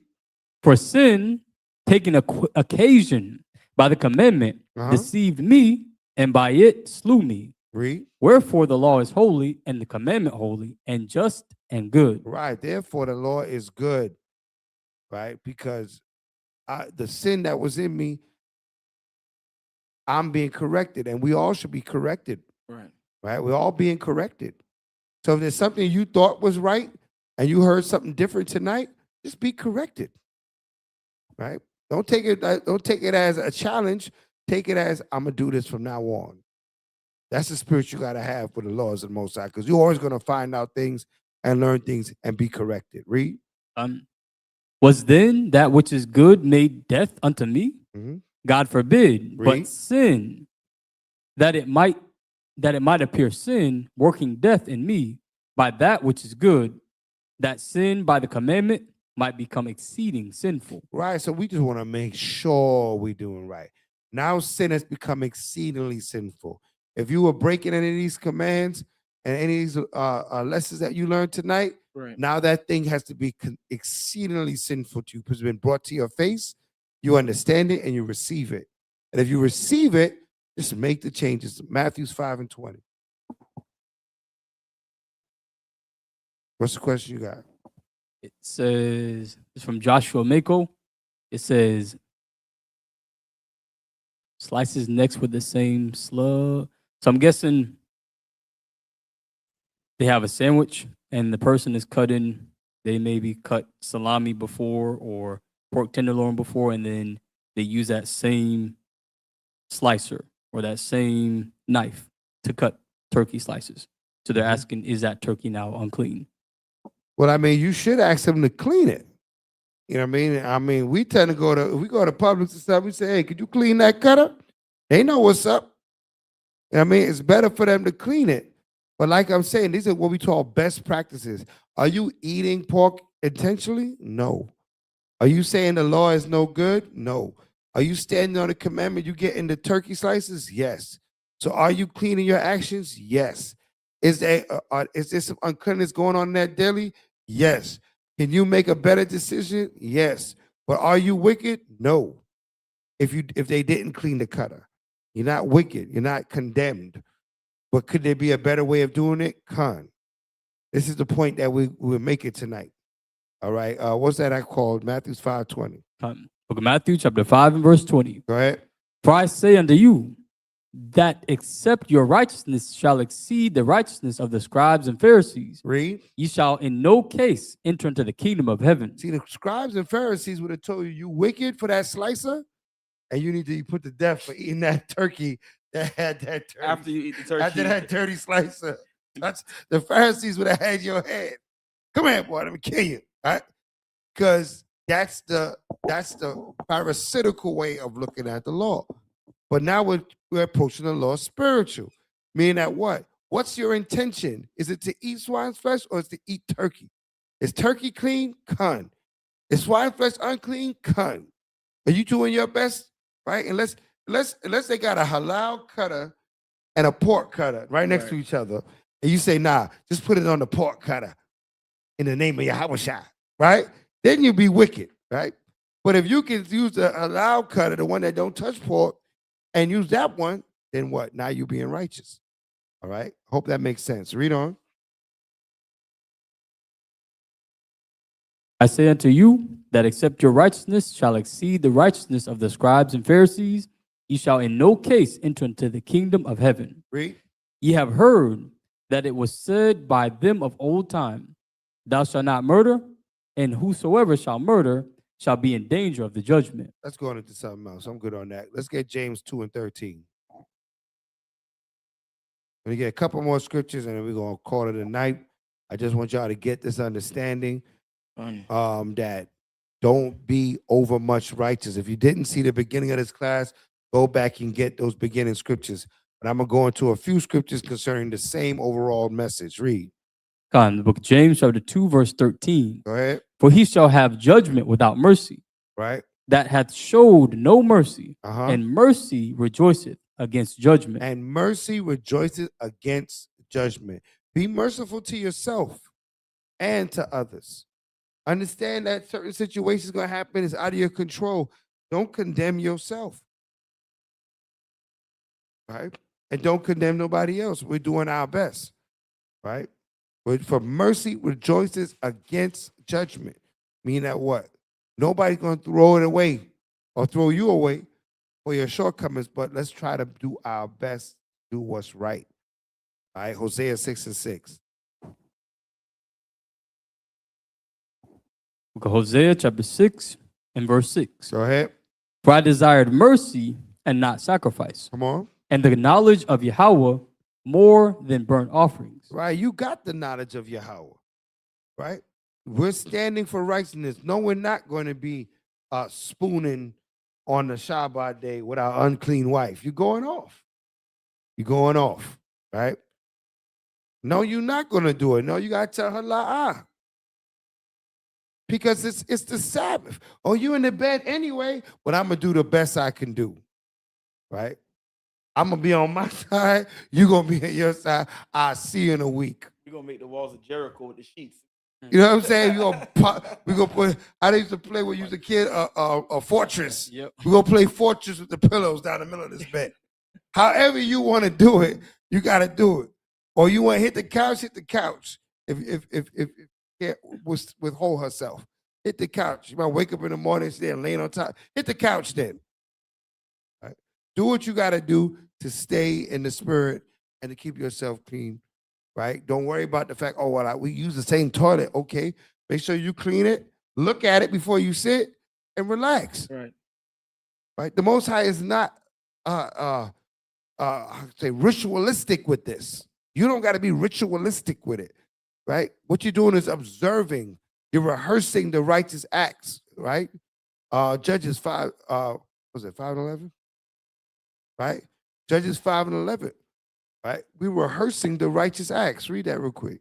Found in the book of Judges, chapter 5, verse 11. Come on. They that are delivered from the noise of archers in the places of drawing water, Read. there shall they rehearse the righteous acts. We in rehearsal. It's not going to be perfect, but do your best. That's what the Most High requires of you. Use your ability. Like the captain brought out so eloquently earlier, your strength is your ability. Do you have the ability to do better? Do better. If you don't condemn yourself. Right? There's a lot that we got to sacrifice and give up in this world to clean ourselves up before the Most High. Don't overdo it and become over righteous and over wise. Isaiah 1 and 13. That's my last set of scriptures, Isaiah 1:13 through 16. Book of Isaiah, chapter 1 and verse 13. Bring no more vain oblations. Right? Incense is an abomination unto me. Read. The new moons and Sabbaths, the calling of assemblies, I cannot away with. Come on. It is iniquity. What is the Most High talking about here? Right? He's talking about our new moons, our Sabbaths are wicked. Mm-hmm. Let's see why. Read on. Even the solemn meeting. Even the solemn meeting was wicked in his eyes. Read. Your new moons and your appointed feasts, my soul hateth. Wow. Read on. They are a trouble unto me. I am weary to bear them. Come on. And when ye spread forth your hands, when you put your hands up to pray, I will hide mine eyes from you. He don't want to hear you. Read. Yea, when ye make many prayers, I will not hear. Not even them long prayers with all them Hebrew words. He ain't hearing that either. Right. Read. Your hands are full of blood. Because your hands are full of blood. Read. What's going on? Wash you, make you clean. Do what? Wash you, make you clean. Man, that's what we doing. We cleaning our act up. Because I'm telling y'all, all that we do here, if our hearts ain't right, it's for nothing. If we just looking at the commandments to condemn one another, it's for nothing. If we're looking at the commandments to call ourselves super righteous, it's for nothing. These commandments is to clean ourselves up so we could be righteous with one another, so we can have the right spirit, so we can love according to the commandments of the Most High. That's what this is all about. If you're looking for another set of righteousness, you ain't going to find it. Right? Yahweh said, I am the way, the truth, and the light. No man go to the Father but through me. It's through the love of the Most High, Mashiach Yahweh, do we apply these laws to our lives. These are acts of love. Let's say now, a lot of brothers say, okay, you love your woman, so you buy her flowers. And every year on, let's get a different, give me a date. March 31st. I mean what? March 31st. On March 31st, right? You buy her flowers, it's Passover, right? But anyway, right? What happens the year that you don't buy her flowers March 31st? You hate her? No. So think about that when you're dealing with the Most High, right? Okay, you're doing your best to keep this commandment. What about when you fall short with this or that? You think the Most High is like, nah, you ain't with me. You got to get your mind right. We're doing our best to serve the Most High with all that we can do. Wash your hands, make them clean, right? Wash them in righteousness. But don't start thinking that you that clean. Read on. Wash you, make you clean. Uh-huh. Put away the evil of your doings. Put away what? Away the evil of your doings. Don't be evil. Don't ignore the law and be evil. If you fall short of a law that you are paying attention to, you're not evil. You just failed. You can do better. You'll get it next year. You get it next time. Read. From before mine eyes, cease to do evil. Cease to do evil. Go ahead. Learn to do well. Learn to do well. Go ahead. Seek judgment. Right. Relieve the oppressed. Do what? Relieve the oppressed. Care about other people, man. Have some empathy in your heart. Relieve the oppressed. Go ahead. Judge the fatherless. Do what? Judge the fatherless. Be there for those that don't have a defense. Care about somebody more than yourself. Read. Right. Plead for the widow. Do what? Plead for the widow. Look out for those that need to be looked out for. That's what's going to make you great. Read. Come now, and let us reason together. Now the Most High could talk to you. Now we can reason together. You a good dude. You're a good sister. Now I want to talk. Now the Most High going to build you up in the spirit. Now you're going to be able to keep whatever commands the Father is giving you to keep. Read. And let us reason together, saith the Most High. Come on. Though your sins be as scarlet, they shall be as white as snow. I will forgive you for everything. Imagine your sins is like scarlet red, and now it's white as snow. Right. That means there's no recollection of what you did. That's what we talk about here at the Light of Zion on the Scripture Breakdown Show. So I hope and pray that everybody received the instruction, the direction, the encouragement. Press on, family, until we meet again. Right? Oh, we're gonna leave you with a PSA announcement to pass on to your peers, brothers, and make sure you get your Passover dues paid and in, so that we can have a wonderful Passover. Make sure that you made your your contribution, and you got your attire ready, and you're ready to have a wonderful time for this year's Passover. Until we meet again, my friends, I'm Chief Minister Shalimar. I got the short shot riding shotgun. I got the engineer extraordinaire keeping us crispy and clean. Eastman Ryan is still going to be in the chat during the PSA. So if you got any questions, shoot them questions, and we'll be sure to answer them. Until we meet again, my friends, Shalom.